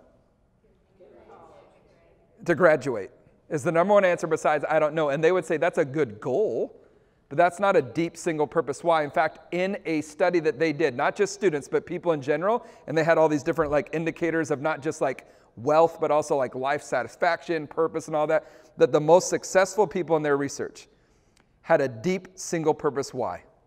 That they knew why they did what they did every single day. They said we need to get students grappling more with the idea of purpose. At their national conference, researchers from all over the country, and the whole theme was purpose. They said it's not our job to teach students what their purpose is, but we need to get them grappling more with the idea of purpose. Presentation gets done. Angela Duckworth takes a seat. The moderator says, all right, does anybody have any questions? It's the one and only time at a conference where when he said, is there any questions, literally every hand in the room goes up. It's a bunch of teachers. And what's the first question? Great, that's awesome. How do we do that? First two things out of Angela Duckworth's mouth. Number one, you bring character development into what you're doing. Because character development gets beneath the skill sets of social emotional learning. Social emotional learning, those skill sets are really important. Character development gives it its why. Like, why are those important? Why do you do what you do? Number one, you bring character development into what you're doing. That's why we very intentionally brought SEL, social emotional learning, together with character, because it gets to the purpose piece more specifically and directly than SEL. Number two, she said you need to get educators sharing their purpose more with their students. So in your packet, we most likely will not have time today, but it's an activity that's in there. There's a prompt, we call it the letter, that is not meant to just script it, but it's meant to be something to get you writing, get you started. And if we were to do a full day training, which is an easy follow-up exercise as a staff, we have staffs that across this country, they're all in. And what they'll do is they'll all write a letter of purpose to their students, and then they'll pick the day or the week, and everybody reads that letter of purpose to their students. The staffs, the schools that are all in will then post it. So maybe the letter turns into a why I teach or why I do what I do, and it's more condensed, but it is posted. Because the number one way that we're going to teach this is to what? Role model it. And one of the number one ways we can role model it is to stand before our students and say, here's why I do what I do. And then this is key, they get to see you both succeed and struggle with that purpose during the year. So let's remove that whole thing of we need to be perfect and never be wrong. No, that is a good thing when they see us struggle. And when they see us maybe be wrong in certain situations, and then we talk through, man, I've been struggling recently with my purpose. I need to get back to it because of this, or here's how I'm doing it. The number one way we're going to teach it is to role model it. So that's an activity that you can follow up that goes to that purpose piece. Bring character development into what you're doing. Share your purpose with your students and let them see you live that out. One of our core beliefs at CharacterStrong is this. We need to stop living for happiness and start living for clear purpose. If you ask the average human being today, what do you want most in life? What's the number one answer? I want to be happy. Okay, how are we doing with that collectively as a society? You know what students do when you ask them that? They go like this. Because ask them, ask your students, how many of you, how many people in your life on a consistent, regular basis are truly, regularly happy? I've asked that question across this country, and this is the normal response.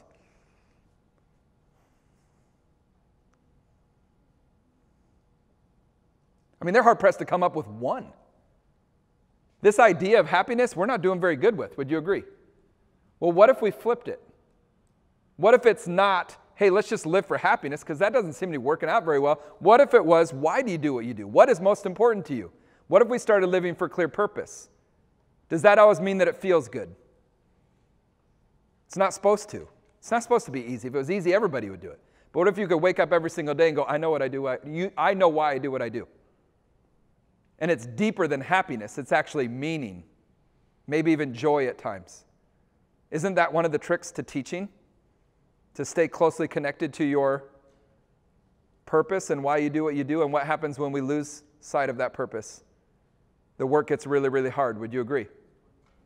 Okay? Stop living for happiness, start living for clear purpose. And what that means is in teaching, and I'll pick up the pace here, that we need to move from transactional to transformational teaching.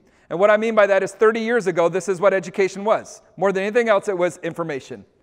And as the teacher, I am the keeper of the information. And now I'm going to give it to you. Is that today? No. Like, why not? Thank you. Let's name a few. Google. What else? Wikipedia. What else? Alexa. My 4.5-year-old has already figured it out. Hey, Alexa, who's Darth Vader? And she tells him. Hey, Alexa, who's Luke Skywalker? Because he's all into that now. And Alexa tells him all sorts of information. He's already figured it out 4.5. How about Khan Academy? You know that you can get every major content area in your native tongue? We have to move in education beyond what? Information. To that transformational piece, which is the information is important, but am I teaching you how to use it? To be creators, not just consumers. Am I teaching you to be adaptable learners? Because most of the jobs that you're going to be going into are not even created yet. And if we're going to move to transformational teaching, at the core basis, it has to be at that relational level. So let's go to the next place. We should every day be asking ourselves this question. And I know that it's thrown around a lot. Every day we should be asking ourselves this question because it's easy to forget. In fact, how many of you have seen this quote before? In fact, so many of us have seen this quote so many times that it's lost its impact. Doesn't mean that it's any less true. People forget what you say, people forget what you do, but people will never forget how you made them feel. My first memory of elementary school is not a positive one. It's my 3rd grade teacher. Probably taught me a lot of things. You know what I remember? I remember the exact day, moment, time when he embarrassed me in front of the whole class.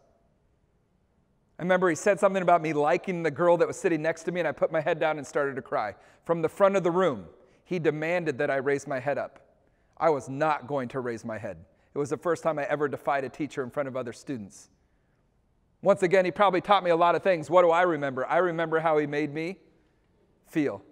My first memory of high school was a positive one. It was Mr. Eagle. I'll use his name. He was my math teacher. Math was not my subject area that I excelled at the most.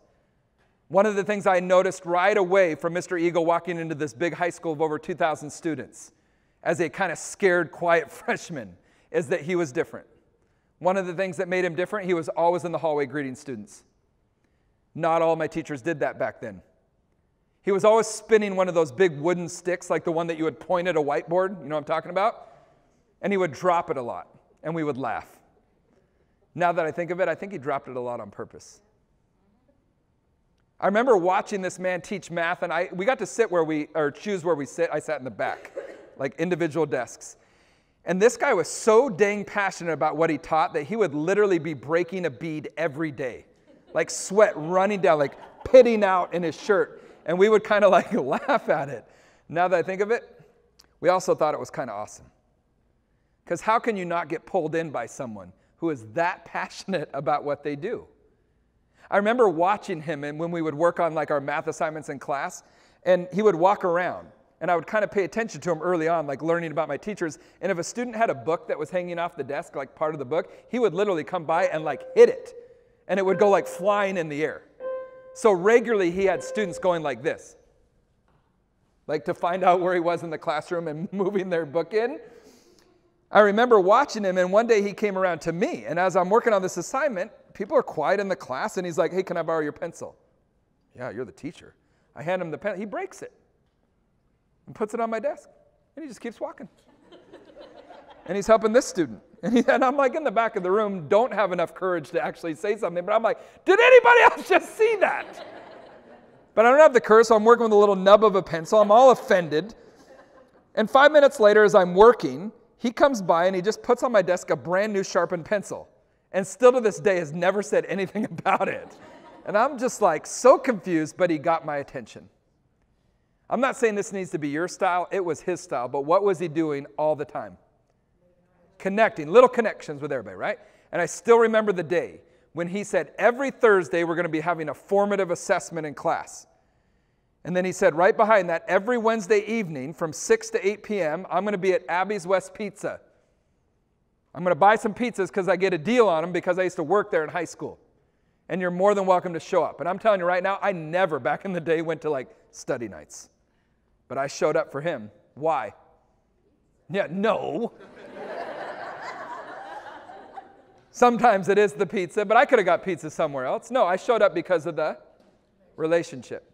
I was not going to let Mr. Eagle down. And here's the really cool thing. Because I started to work hard and I didn't want to let Mr. Eagle down because of that connection, I started to learn math. And the more successful I got at math, the more I actually started to enjoy math. If we want all students to learn, we have to understand that at the core of it, it's all about relationships. So ready? As a staff, if the definition of climate is a feeling, how do we want our students to feel on a day-to-day basis? All students. Let's popcorn it. How do you want them to feel? They're your students. What'd you say? Safe, both physically and emotionally, mentally. Someone else? Supported. What was it? Accepted. Seen, empowered. Connected, excited. Energized. Successful. A couple more. Confident and welcomed. When you think about that, how you want your students to feel. How about this? How do you want your staff to feel? And don't just say the same, because they're not always the same words. On a day-to-day basis, how do you want the staff, not only people here, but other people that aren't here, that are a part of your staff right now? How do you want each other to feel? What'd you say? Appreciated. Empowered. Accepted. Important. Excited. Impassioned. Welcome. Fulfilled. Couple more. Confident and valued. 1 + 1 equals? How we want our students to feel plus how we want our staff to feel is how we want our school to feel on a day-to-day basis. And let's not make it too complicated. The simplest definition of climate is how people on your campus, in your school, feel on a day-to-day basis. And let me just say this. Your overall school climate is earned. Good or bad, positive or negative, the overall feeling of a place is earned.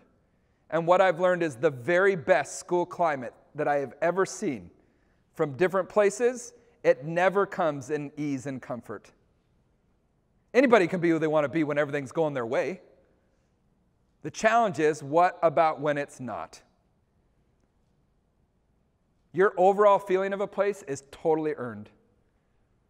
And although it is hard work, it also is totally worth the payoff. Would you agree? The example I would give is Enterprise Middle School over in Tri-Cities won the Whole Child Award. They went all in with this work because they saw that they changed the boundaries. When they changed the boundaries of their school for the first time in many, many years, half the staff was going to be new, half the student population was going to be new, and although they had a pretty good culture, they said, we need to go all in with our culture with this transition. So they did. And they saw all sorts of great results.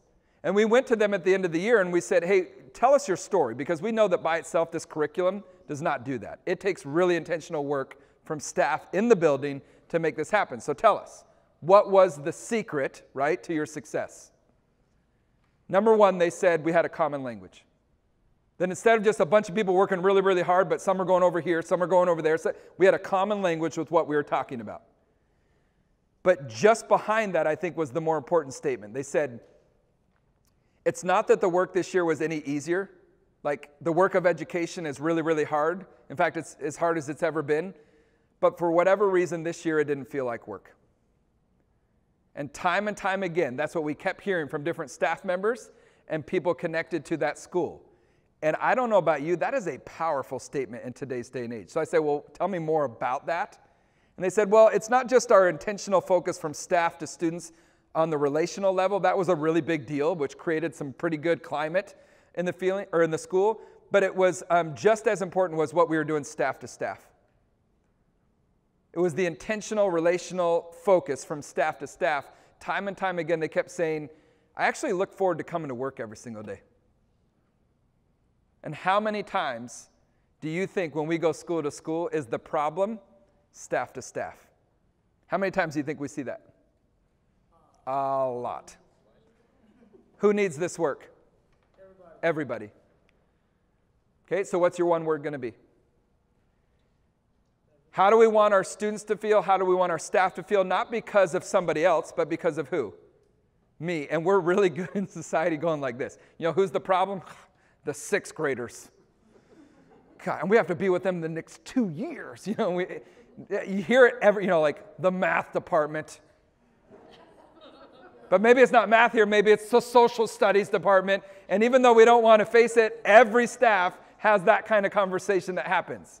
If they would change, the admin, the counselors, the whatever, right? And we're really good at doing what? And we should be going where? Whose responsibility, by the way, is it for your school culture? Can I hear it? Whose responsibility is it? All. I can do that because I get to leave. It's all of our responsibility. Like everybody. So you might be going, well, I'm doing pretty good, man. Good. Is everybody? Is your neighbor? Well, no, they don't always do it. What are you doing about that, veteran?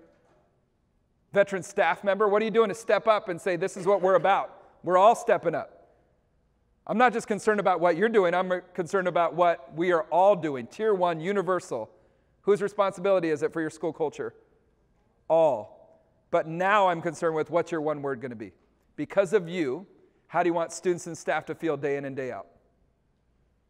If you've got that word, go ahead and write it down. There's a spot on your guided notes. Because of you, day in and day out, how do you want the students, the staff, to feel? Once you write that down or you have it, go ahead and stand up. Once you've got your word.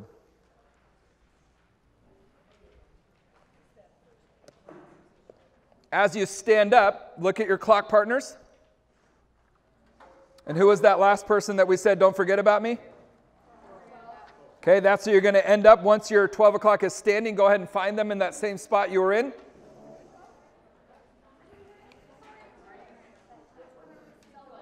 That same partner that you ended with right before break, I believe it was your 12. Was it your 12? 12 o'clock. You're going to go back to that same spot with that partner. Okay, you can put your packet down. Okay, now I want you to share why. With your partner, why did you pick that one word out of all the words that you could have picked? Why did you pick that one? Go ahead. 3, 2, 1. Go ahead and push pause. Back to the 1, 2, 3. You're going to clap for 1, but now you're going to chicken wing for 2, but still say 3. So clap, chicken wing, 3. Fast as you can. Ready, set, go.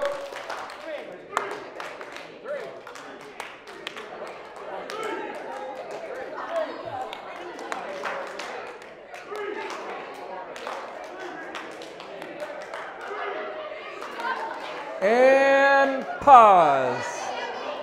Nicely done. From the facilitator's vantage point, what do you think I'm noticing a lot of? Laughter. Connection.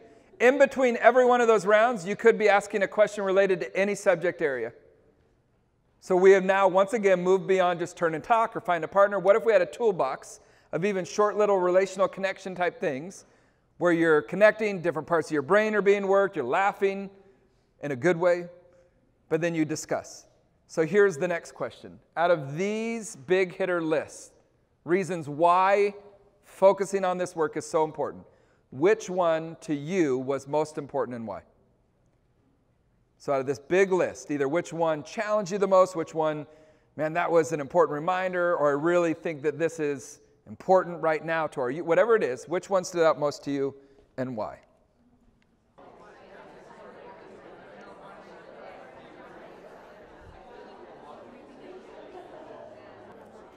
Three, 2, 1. Go ahead and push pause. Quick little check. A show of hands. How many of you, the one you talked about was the first one? Built to be relational? Okay. How about the second one? Who needs character development? Okay, how about academics, only 30 to 50%? Okay, how about highest indicator of success, GPA, SAT?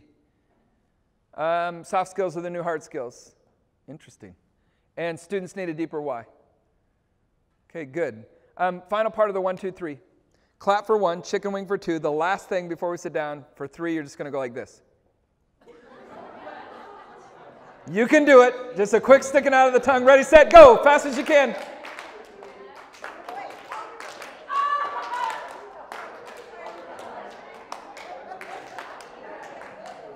And pause.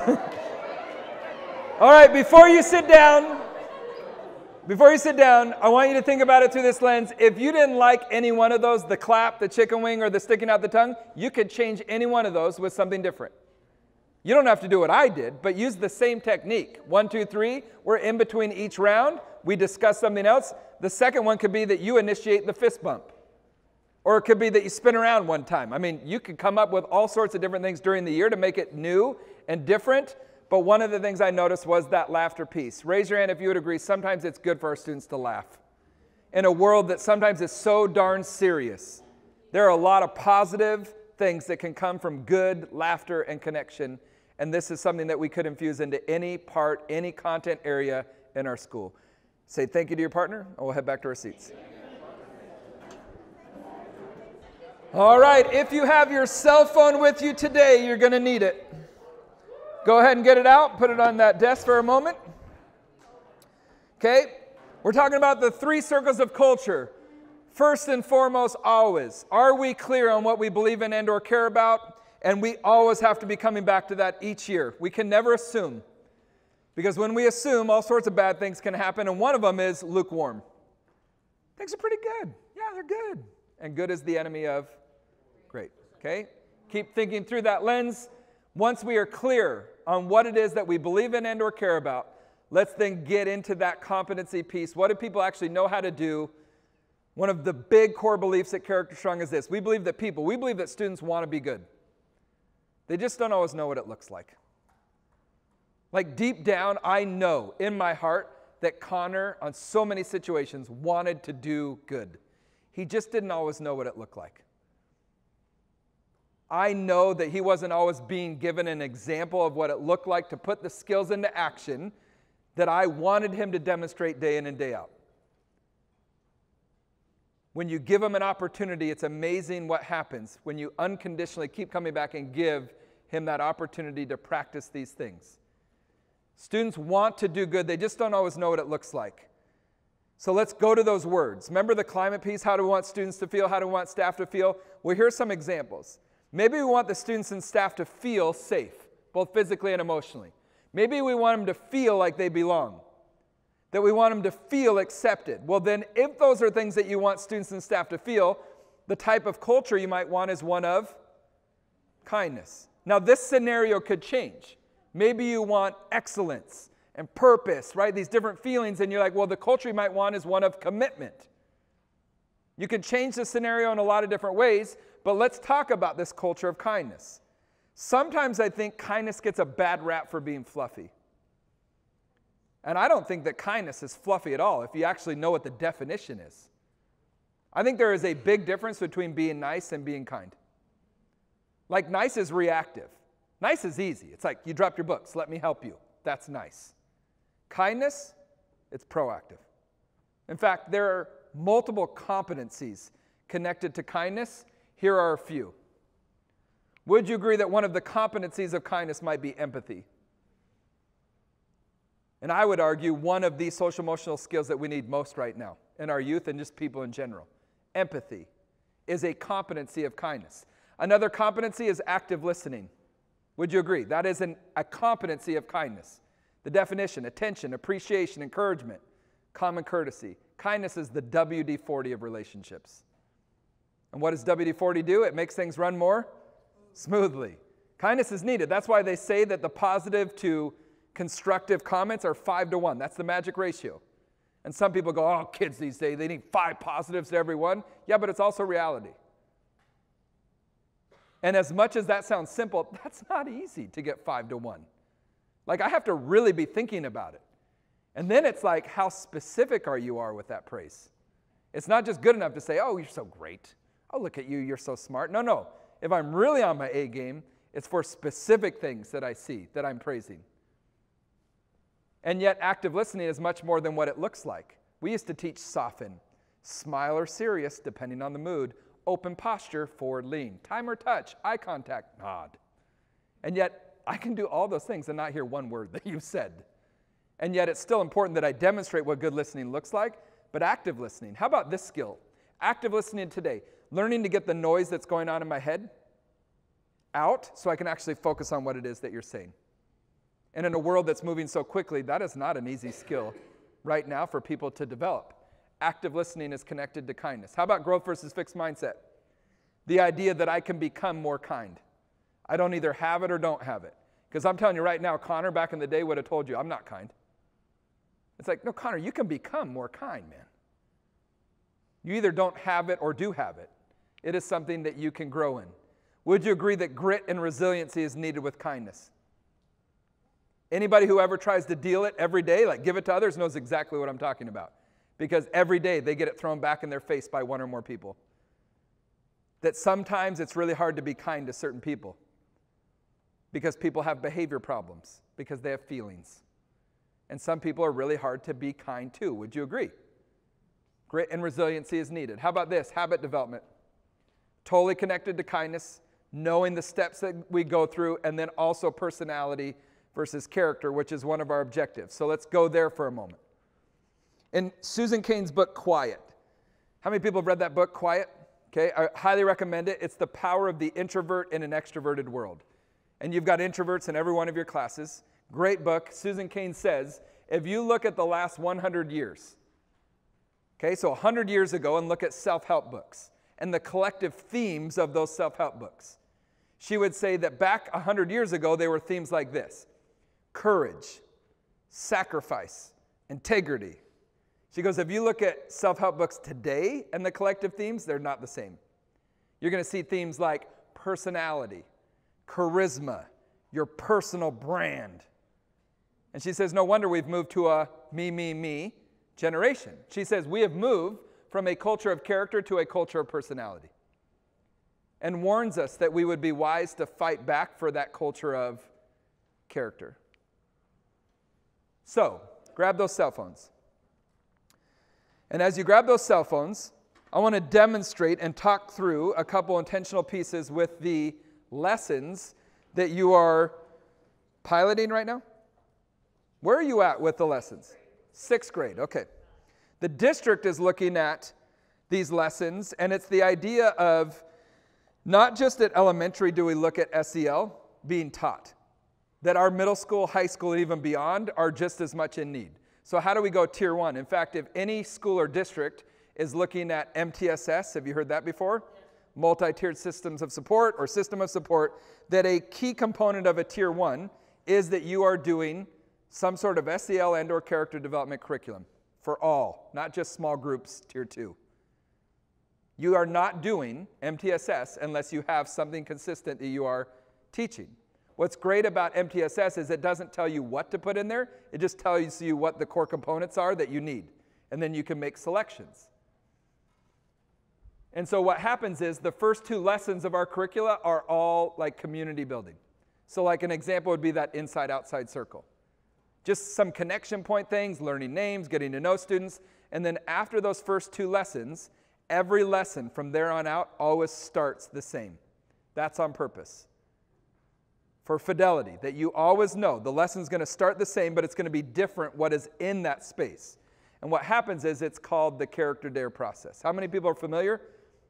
Okay. We're going to talk about that in a minute because usually there are similar things that either make it work or make it not work. The idea of the character dare is this. Students want to do good. They just don't always know what it looks like. So let's give them examples. Let's move beyond role playing, which in SEL curriculums at the elementary level is what happens. There's role playing, and we do the role play. Are middle schoolers into role playing? The majority are no. They're going to go like this. I'm done with that. That's elementary, right?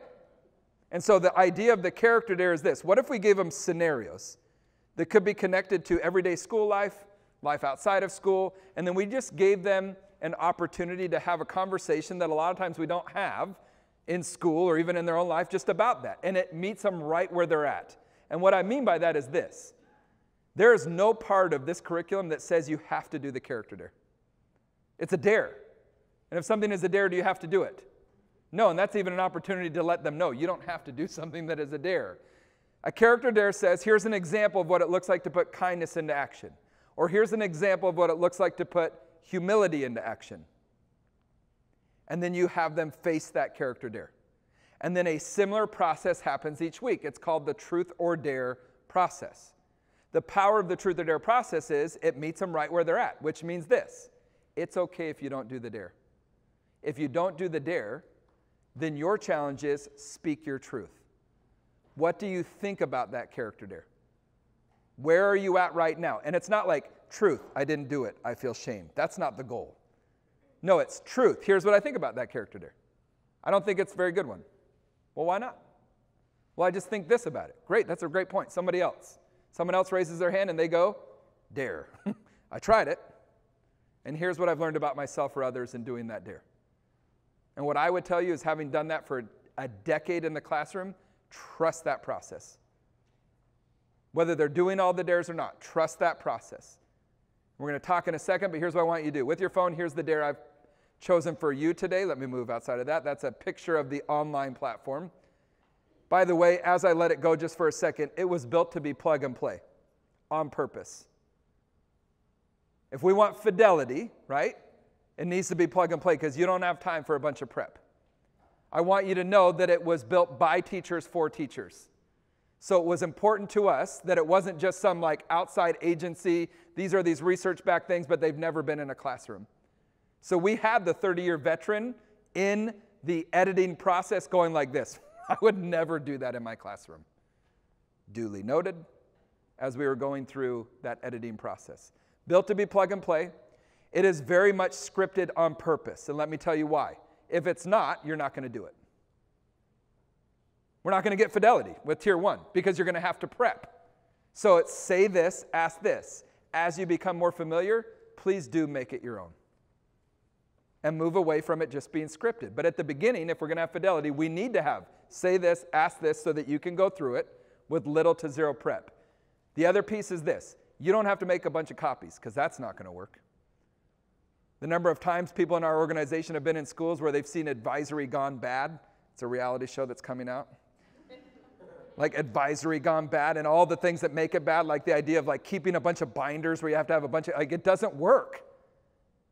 Grading it doesn't work because this is outside my normal content area. So it's literally built to be plug and play. What resources, materials do you need? Naturally, what's in the room, which is called people. If anything, a notebook that they might keep like answers in, but you're not making a bunch of copies. You don't need to get a bunch of materials. It is built for exposure and fidelity. Plug and play is the goal. Make sense? Okay, let's give you an example. Here's your character dare for today. I'm going to actually challenge you to do this dare. Because it's a character dare, you don't have to do it, but I want you to actually face it. It's titled Breakfast of Champions. It's a humility dare. I do not believe that this is a middle school dare. This is one I've chosen for you. We did it at the high school level regularly, and I'll share an example of that in a moment. But the dare is this. Message 5 people the following text. What is one way I can be better in our relationship?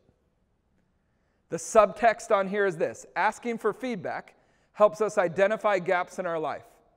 When we know about the gaps and take action to close them, we show great humility.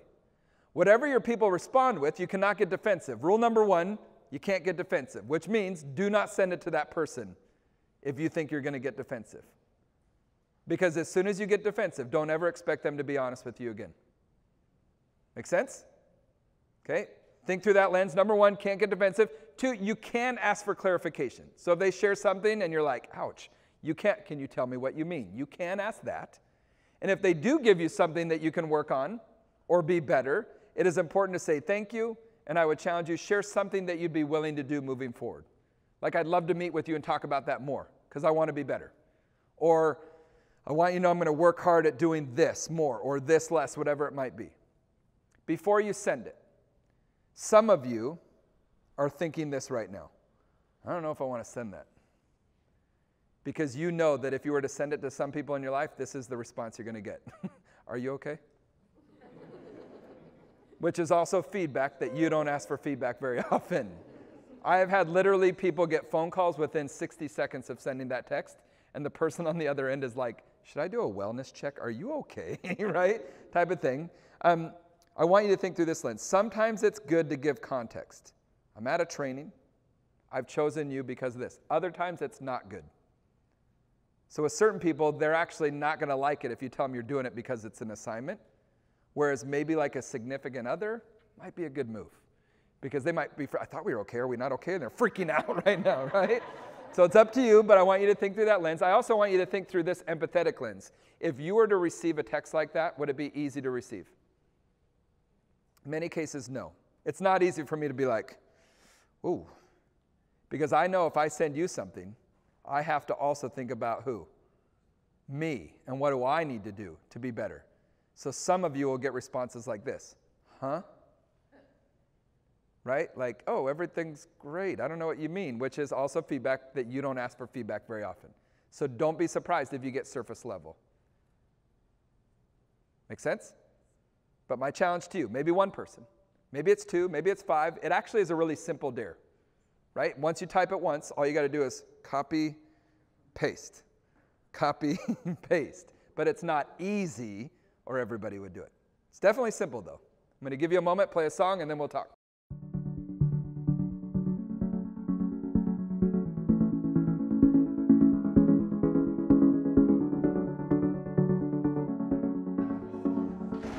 Okay, about 90 seconds. Right now, the goal is to face it and to actually potentially send the text. It's okay to keep your phone out while we move on in case you need to respond.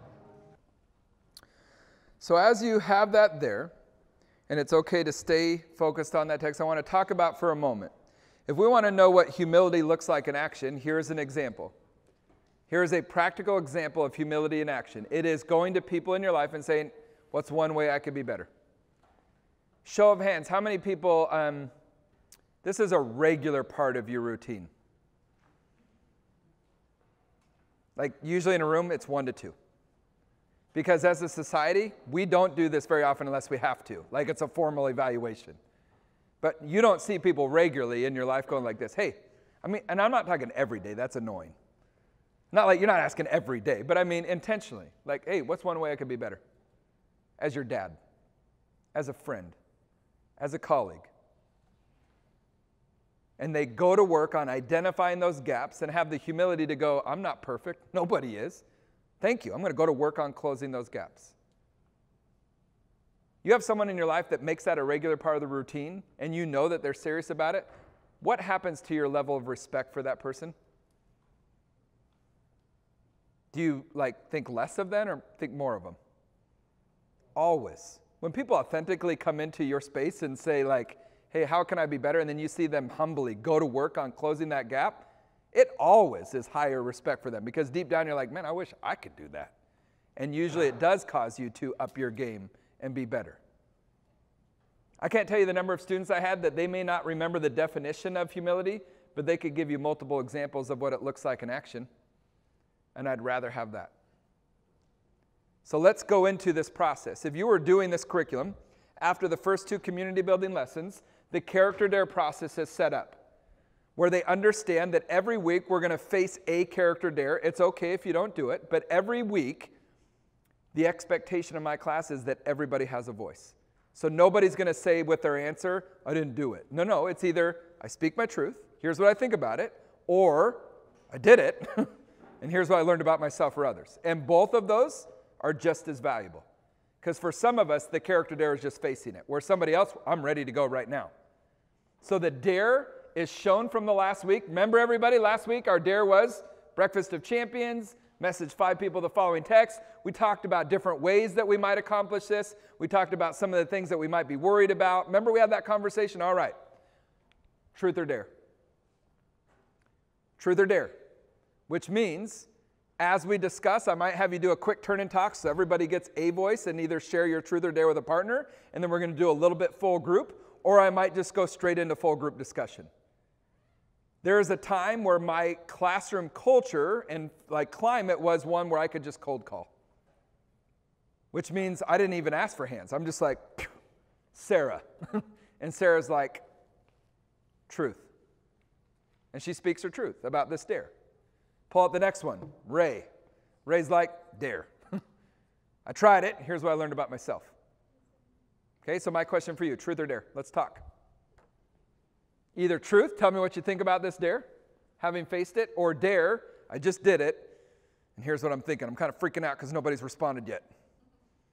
And notice my job as the teacher. My job is just to facilitate. It's not to have all the answers. It's just to facilitate. Okay, go ahead. Truth or dare? Good. That's good. Date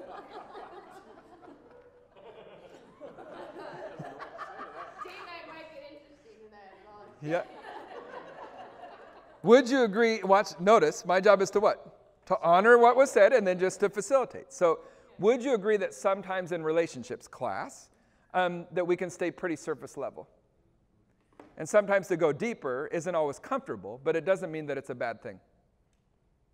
Right? And sometimes this question can enter into being able to have a deeper conversation. Good for you for asking. Truth or dare?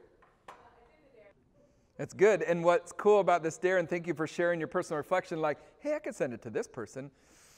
I don't know if I could send it to this person. And then even just that self-reflection of why am I not ready is also a powerful part of this dare. Just even reflecting on why I'm ready or not ready with certain people in my life. Someone else. Truth or dare? Yeah. And what's cool is sometimes people will say, like, truth. I don't like this dare because I don't like that it's in text. I think it's better that it's like one-on-one.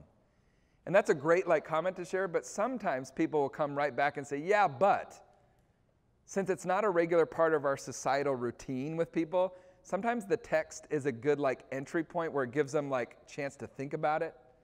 And then even when they do share it, now gives you an opportunity to say, hey, I'd love to talk with you more about that. And sometimes we hear something and we're like, ouch, because we're not perfect. Well, newsflash, nobody is, so we got to get over ourselves. But sometimes it's actually not a negative thing, it's actually a positive thing. It's a positive thing that they were honest with you. Or it's a positive thing that they want to spend more time with you, and I'm all down because, gosh, I wasn't perfect in our relationship, but behind it is actually a really cool thing that they actually want to spend time with me. And sometimes it's hearing what's behind those statements. Good for you for asking.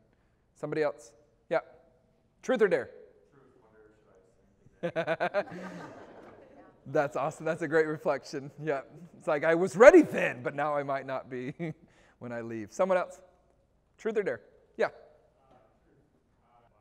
Yeah. Let's be honest in this room. How many of you, a thought that you had, either action or even just a thought was, I don't know if I want to send it because I already know what they're going to say. And you'll regularly hear that from people. And the one thing that I want to challenge us with on that is this. That is very convenient. I'm not going to send it because I already know. When in reality, one area of that is we don't always know. Every single person has blind spots. And it's called a blind spot for a reason. So you think you know, but in reality, sometimes people over here are talking about your blind spot and you don't even know it. Knowledge is what? Power. The other thing is, if it actually is something that you know and that's what they share, what happens when they actually share it? What happens to the accountability?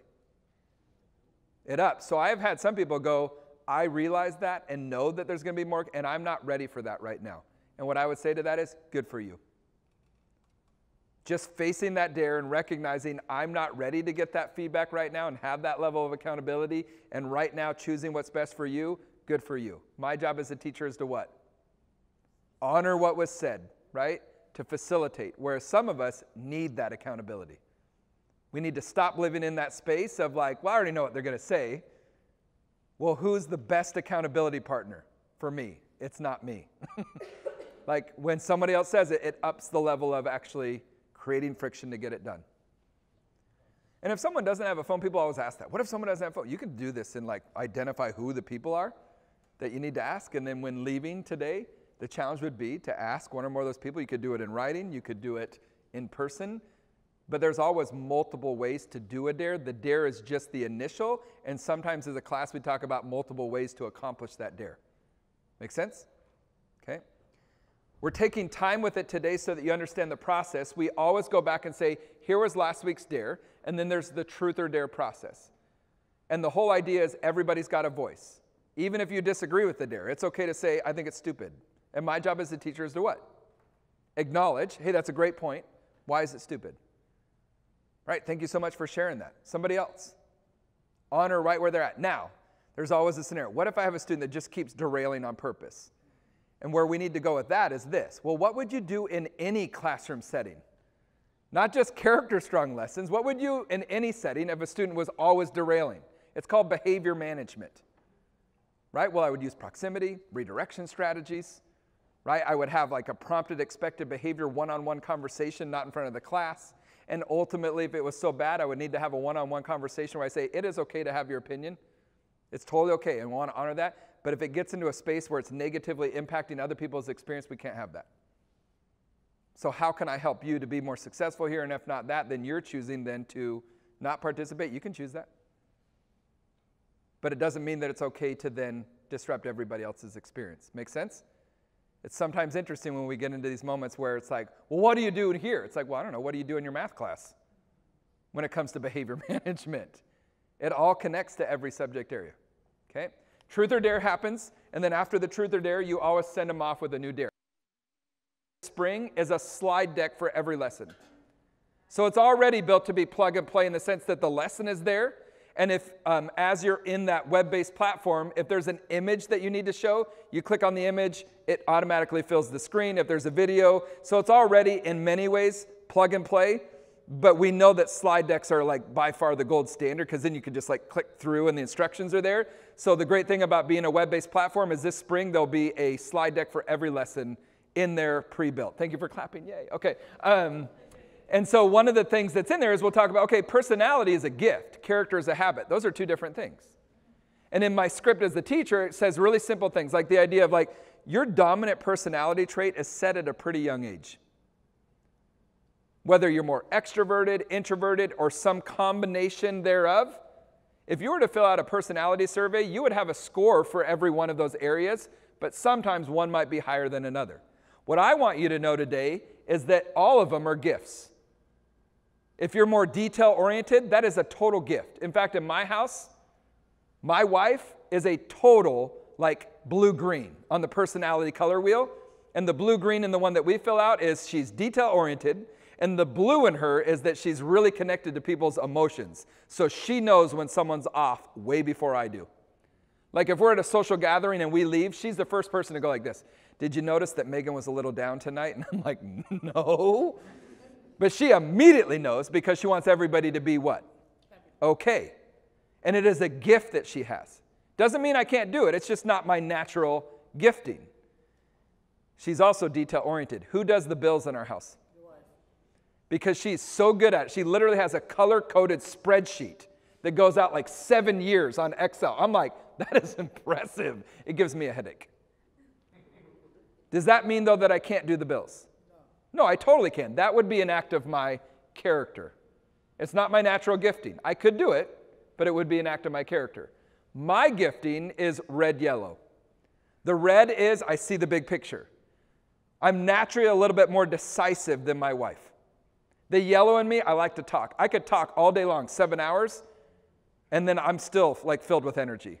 My wife, who is an amazing teacher, at the end of the day, she needs self-reflection time to rejuvenate. That's not me. I like to talk. I'm decisive. I actually like conflict. It's kind of a sick habit. So in our household, who calls Comcast if they mess up our bill again? I do. I love that phone call, right? My wife would tell you that she is mortified of that phone call. But however, does that mean she can't make that phone call? No, she totally can. That would be an act of her character. She'd have to be intentional. She can do it, but opposites. So why is it important that we know people's personality types? Because then we know how to tap into their gifts. And the key is one is not better than another. They are both gifts. Character, though, is different. Character is who you are. Built on the thousands of choices you make daily. Which one of these two do we have more control over? In fact, if we had Hitler and MLK in this room and they were to take a personality survey, they would score very similar. They had very similar gifts. But the big difference was their character. How they used those gifts was different. That was their character. One made a set of choices that took him one direction. One made a set of choices that took him a different direction. The difference was their character. At some point, character is on us. So what does character look like? Well, in your curriculum, here are 8 things that get discussed. There are 8 value words. There are a lot of other value words that are out there. Here's 8 of them. We call them the 8 essentials. If anybody wants to argue whether these are important or not, here's my question. What if your school is filled with the 8 unessentials? What if your community was filled with the 8 unessentials? How solid of a school community would it be? In fact, it's really hard to argue these things, right? It's like, I don't know, kindness, it's kind of overrated. Really? You know, commitment. It sure would be nice if we had less commitment in this world. No, like they're really hard to argue. They're foundational core values. In fact, these 8 things are in every major world religion. Did you know that these 8 things are believed by people that don't even have a faith? They're just like, these are good values that we should live by. We should be more humble. Yeah, selflessness, that's a good thing because we got a lot of people that are focused on who? Themselves. So we go to work bringing these character traits into the SEL fold. So let's talk about this idea. If we believe that students want to do good, they just don't always know what it looks like, here's a way of looking at it, then character is good in action. Let's put character into action. So, if these are the habits of character and we were to go to the gym, and say I've never gone to the gym before and I want to get physically stronger, and I show up and there's all these weights. Here's the heavy ones, here's the light ones, where do I start? I'm going to start with the light ones. In fact, someone actually gave me a workout plan. They told me how many lifts to do and which muscles. Okay, good, okay, I'm going to pick this up. And I do these lifts. And I put them down. And then it says, okay, do this one, okay. And I do it. And it gives me a workout plan. And I work on it day in and day out, week in and week out. And I keep moving up the weight rack and I'm getting physically what? Stronger. The same thing can happen with our character. It's the whole play on CharacterStrong is we can lift kindness weights. We can lift patient weights. And for some of us, we're at 10 pounds when it comes to kindness. Whereas others, you're ready right now to lift 50 pounds. I still remember the day when this student in Texas, we were doing a student workshop, raised his hand one day, and he's like, you know what we need? I'm like, what do we need? He's like, we need a P90X for our soul. And I'm like, how many people remember P90X? Remember that guy, Tony Horton? He was intense, man. And there was these workout DVDs, if you're not familiar, and the plyometrics one was the hardest. And what the kid was saying is this. When it comes to physically working out, they give us a workout plan. Do this many times. We need that for this stuff. Like, I need ideas. I need more than definitions. Like, give me examples of what it looks like. And so we started to work on the what? Character dares. Let's give them examples. So if we were to go to the gym of character, let's take this one that sometimes gets considered fluffy. Kindness. Well, one way that we can put kindness into action is through the art of compliments. I don't think that's fluffy at all. The art of compliments, the skill of seeing good in another human being, and the courage and vulnerability to then tell them about it. It's not fluffy at all. And yet, for some of us, we need to start at a 10-pounder. Here's an example class activity. It's called Compliment Mad Libs. Remember Mad Libs? Before we had technology on road trips, we had Mad Libs, and they were awesome. And so with your partner, it's built and meant right now to be somewhat silly and fun. Have fun with it. The meaningful part comes in the debrief. So with your partner, give them a 10-pound compliment. It goes like this. Hey, your article of clothing looks blank today. You are more stylish than a blank wearing a blank. With your partner, go ahead and give them a 10-pounder.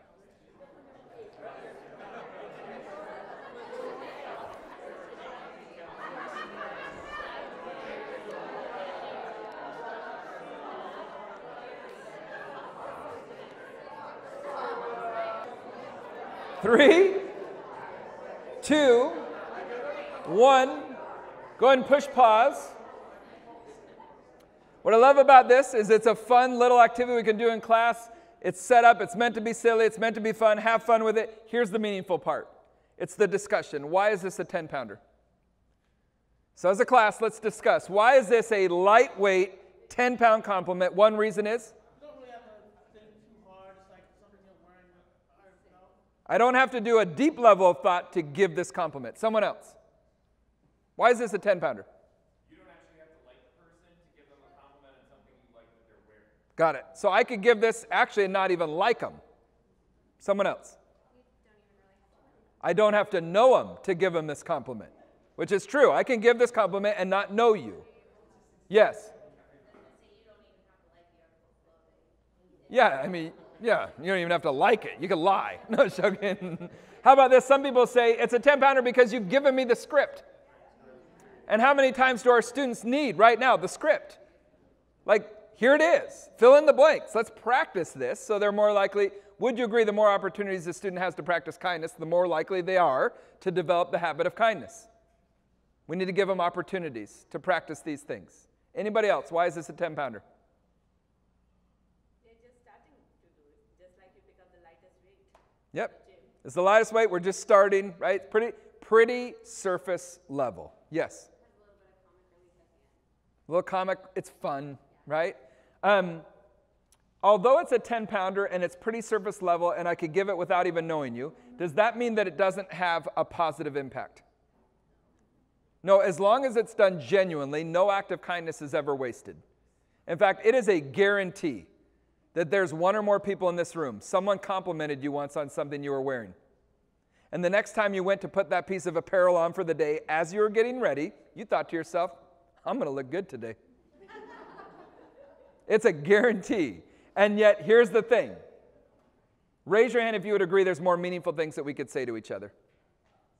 I would agree. If you would, turn away from your partner. Just don't face him. To get you ready for a 20-pound compliment, to lift a 20-pound compliment weight of kindness, when I say go, you're going to turn and have a very brief duel. The duel goes like this. When I say go, you're going to turn and face each other, and I want you to see who can smile better in slow motion. Okay, now there's a couple rules. Number one, it's not a staring contest, so you can't mean mug them. You can start with no smile, but then you need to gradually be smiling at all times. Number two, if one or both of you breaks into laughter, turn away, try one more time. Ready? Good luck. Get set. Go. And pause. Nicely done. It's like the best thing ever to watch. Some of you are, you're like, okay, go ahead and push pause for a moment. Here's the thing. If your partner didn't smile, they really need this compliment. Okay? Because it's really hard not to smile or laugh in that activity because it's called mirror neurons. Mirror neurons is what? The more I see something, the more likely I am to reciprocate it. That's why many of us need to be reminded at times, especially when it's hard and when it gets tough, is that one of the 16 proactive classroom management strategies is smile and be nice. And you're like, really? That's a strategy? Yeah. And some of us need to be reminded of it because some of us don't realize that some students think we don't like them just because of the nonverbals that we show every day. And students have a hard time learning from someone that they don't like. They also have a hard time learning from someone that they feel doesn't like them. Sometimes we just need to be reminded, you need to smile a little bit more. Okay? Here's the 20-pounder. Your smile reminds me of something bright. It lights up the entire type of space. When you grin, I verb, and it doesn't have to be creepy. Have fun with it. Give them a 20-pounder. Come on, you can do it.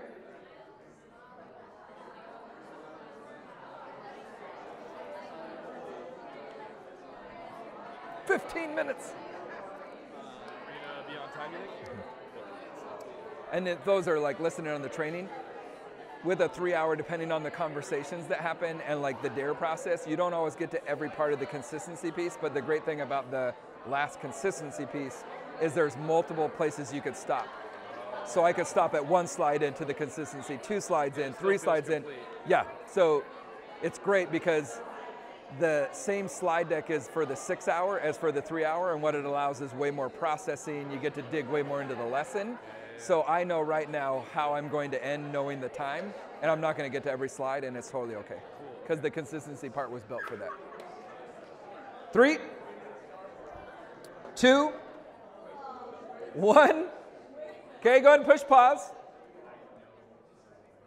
Once again, meant to be kind of silly and fun, but the meaningful part comes in the debrief. So let's talk. Why is this a 20-pounder? Why does it move beyond that initial 10-pound compliment? Yeah. Because it requires you to actually say something about the person directly, not about something generic that they wore on. Okay, so I'm going deeper now than just clothing. Someone else. Because you're telling the person how they make you feel. Yep. So one of the things that ultimately I want this conversation to go, and there's multiple places, but at some point, as the teacher, I'm looking for that last line to be brought in. Because this is a skill that can be learned and practiced and put into action. That I could say, hey, have I ever told you that when you do this, this is what it does for me? Or when you do this, this is what it challenges me to do more. That whenever we do that, we are now saying more meaningful things than I like your shirt. And that is something that can be taught and practiced and requires me to see good in you to be able to do it. Someone else, why is this a 20-pounder? What's different? It needed a little bit of thinking compared to the year one. More thinking is involved. Yep, I would agree. What else? Look at that first line. What's different about that first part? You have to connect it with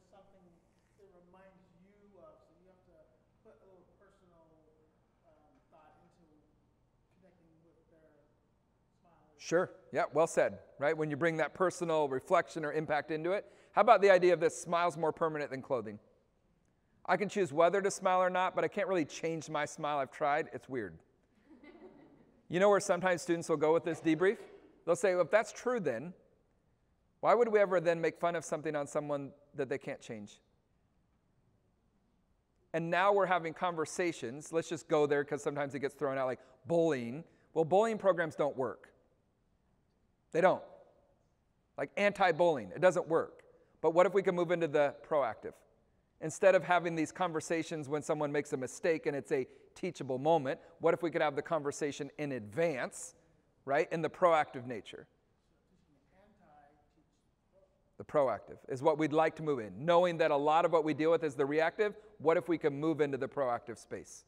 It's more effective. For the sake of time, that's a 20-pounder. Raise your hand if you would agree there's more meaningful things that we could say to each other. Okay? I'm not going to go there deeply, but here's an example, and I'll skip past this brief music slide, okay, to this. Here is a 50-pounder. The conversation I want to have right now with you is this. What would it take to be able to genuinely, intentionally give this compliment? In our 10-minute best friendship, I've seen that you're really gifted at blank.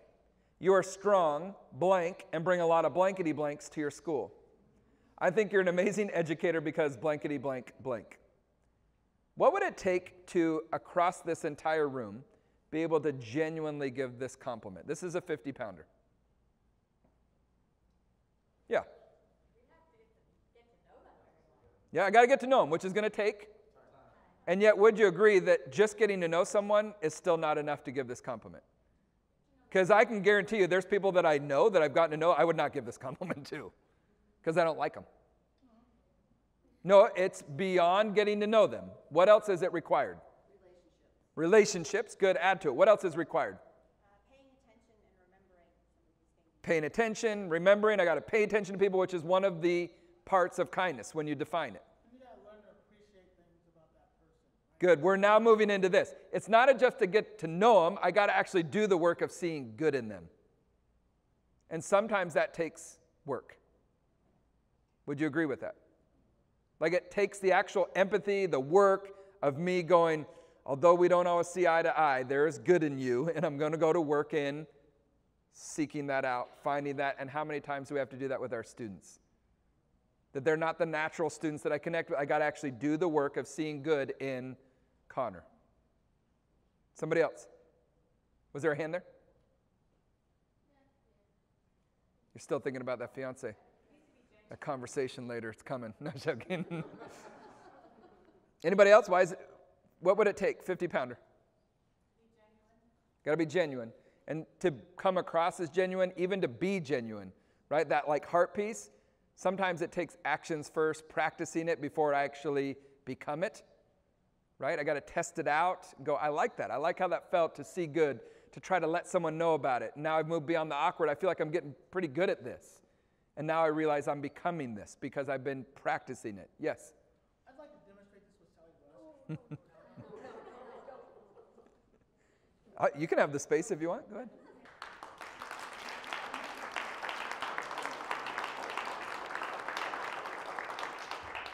What a great demonstration. And what a great gift to give to somebody else. It's a 50-pounder. This is something that students can get to. We can expose them to, get them practicing it. There's empathy involved in this. There's kindness involved in this. There's skill sets involved in this. And could we even do it in a fun way? And then debrief and talk about what would it take to make a 20-pounder happen or a 50-pounder happen. In Instagram, it's @ComplimentCreations. New ones are put up every day for you. In the online platform, there's over 100 of these compliment creations, even outside of the lessons that are in what we call the CharacterStrong gym. So even science teachers will go, hey, we're going to be doing this partnering activity in this lab. And at the end of class, they've like picked one out that they want, and then they like put it up, and last thing I want you to do. And then they'll put up that compliment creation, and it's the last thing to bring kindness into that lesson is they'll pick one of those. These are our friends in Houston, Texas. They put it up on the windows of the commons. Once a month, they switch it out. If you can see close enough, there's window markers. They fill it in. They'll take pictures. They've now taken it and gone kind of school-wide with just that idea of putting kindness into action. So finally, before we take a seat, would you agree, once again, the more opportunities we give students to practice this, the more likely they are to develop the habit. But we need to make time for that which is most important. Look at your partner in whatever way you think is appropriate, say thank you, and then head back to your seat. All right, we're in the final 4.5 minutes. As you take a seat and we get ready to send you off, when we bring these 3 circles of culture together, clarity, do we actually agree on what we believe in and or care about? Competence, what do we actually know how to do?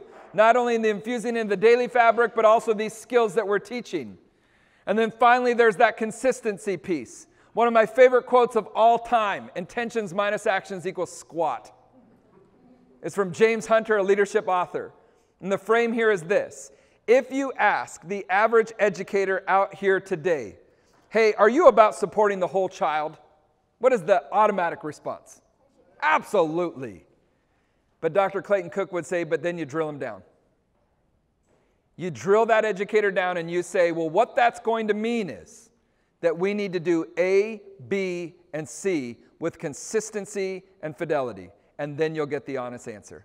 And one of the number one things that you'll hear said that goes away from actually believing it is this. Well, I don't know if I have the time. And what Dr. Clayton Cook would say is we make time for that which is most important. What if we no longer could ever say that line? Instead of saying I don't have time, what if we had to say that's not important to me, that's not a priority for me? In every area of your life. You can't say I have the time anymore, you have to say that's not a priority for me. So it's not a priority for me to focus on the whole child. It's not a priority for me to create that kind of climate and culture where all people feel this. It's not a priority for me. Academics, by themselves, that's my priority. If we had to answer it that way in all areas of our life, we no longer could say, I don't have the time, things would change. Would you agree? At least mentally, I would have to think about things differently. It is the plate. We are famous in education for saying what?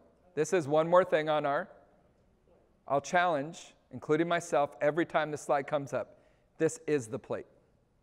And if we don't believe that this is the plate, so much the plate that it's worth our time, energy, and all in focus, guess what's going to happen? We're going to keep piling things on broken plates. And not just the broken plates of our students, the broken plates of our staff. One of the most difficult student situations that I ever had was a kid named Connor. 12th grade student put into my dominantly 9th and 10th grade elective class. The counselors told me as they put him into this class, we're putting him in there because we thought it would be good for him, which is always a red flag. I was very excited, though, that Connor was entering the class. I was learning about him through his IEP, and one of the things I learned about Connor was don't push him. I was asking questions for clarification. What does that mean? Well, what it means, they said, is if he ever feels cornered or he doesn't want to do something and you push on him, there might be a chair flying across the room. It's happened multiple times over his 13 years in our district. I am very aware as a young teacher at this time that Connor's entering my class. The number one thing I want to give him is a consistent positive experience. He's in this class called Principles of Leadership. One of the things we go through is a deep dive on character development. So much a deep dive that it's not a character dare once a week. It's a character dare every single day for 8 straight weeks. And every day we're going to talk about it, truth or dare. Whether they do it or not, we're going to face a character dare every day. If you would have asked me during that time if he's doing any of the dares, what do you think I would have said? No, he doesn't even get his packet out. Not only does he not look interested, he looks like he hates it. You see him on his face, right? When you go by and ask him questions, he doesn't think it's important. And the character dare is now long done. We're still in first semester, and my advanced class is in charge of homecoming. I remember that Saturday of homecoming on the dance, there was over 1,000 students that were in the school that night.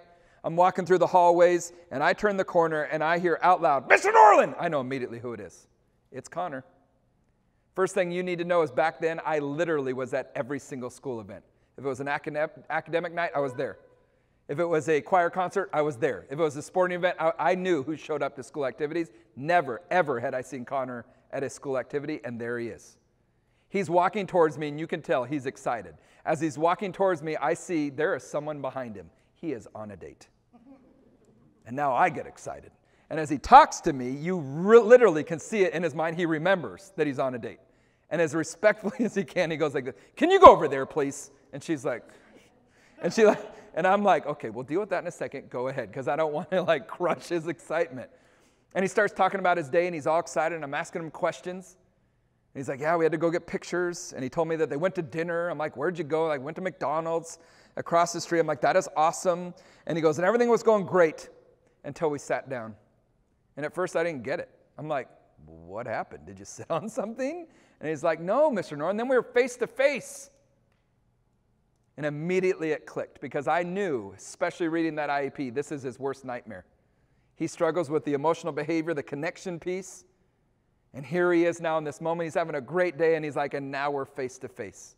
And I go, what did you do? He goes, Mr. Norlin, it just clicked. Those were his exact words. He goes, remember in class we were doing, what's that thing called again? Like the dare thingy? I'm like, the character dare? And he's like, yeah. And he goes, I remember what day it was. I think it was kindness or something. He goes, but remember how it said, like, if you've ever been nervous in a social setting about whether you're going to be interesting or not, remember how it said, don't worry about being interesting, just act interested? And I'm like, yeah. And he goes, it works. And he like goes around the corner, and I'm like, and as I turned, I went, he did that one. It wasn't even on the day or the week.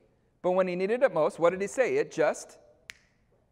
A month later's parent-teacher conferences. I don't know how you do them, but it looks like this for us. You're at a little table, you're in the gym, and parents are walking around everywhere, and it's chaos. And I got 10 deep from my table, and I noticed 4 deep, Connor and his parents. I'm very aware that they are there. And all of a sudden, they're in front of me. Mom, dad, younger sibling, not enough chairs, Connor's standing behind him. First thing out of mom's mouth is deeply rooted in 13 years of being in our district. You can hear it in her voice. She expects it to be negative. It's not going to be good. She goes, well, how's he doing? I said, well, that's a really interesting question. And I tell her the story that I just told you, and I look up at Connor, I say, hey man, I don't know if you realize, at first I didn't think you even wanted to be in the class. I was glad that you were there, but I didn't think it was something that you were interested in. But ever since that time, like you've been participating more in class. And he's like, I'm like, well, I don't know if you realize, Connor, but when you speak, your classmates listen because you're very authentic, you're very real. And he gets a little smile on his face. And the mom, in that moment, literally hits the dad. She's like, I told you! And I'm like, oh, geez. And she looks at me and goes, he didn't even want to come. And then she starts crying and pointing at me, and I'm like, what is going on right now? And this is what she said. This is the first time in 13 years that every one of my kids' teachers tonight is telling me that my kid is a rock star. And she gets up and leaves. And as she walked out that night, I thought to myself, how many more of our kids? How many more of our kids, no matter how high achieving or low achieving or somewhere in the middle, how many more of our kids 1 year down the road, 2 years down the road, 10 years down the road, is it just going to click? Because of your intentional efforts day in and day out. And here's what I do know. I know that most of what we talked about today is just a reminder for you.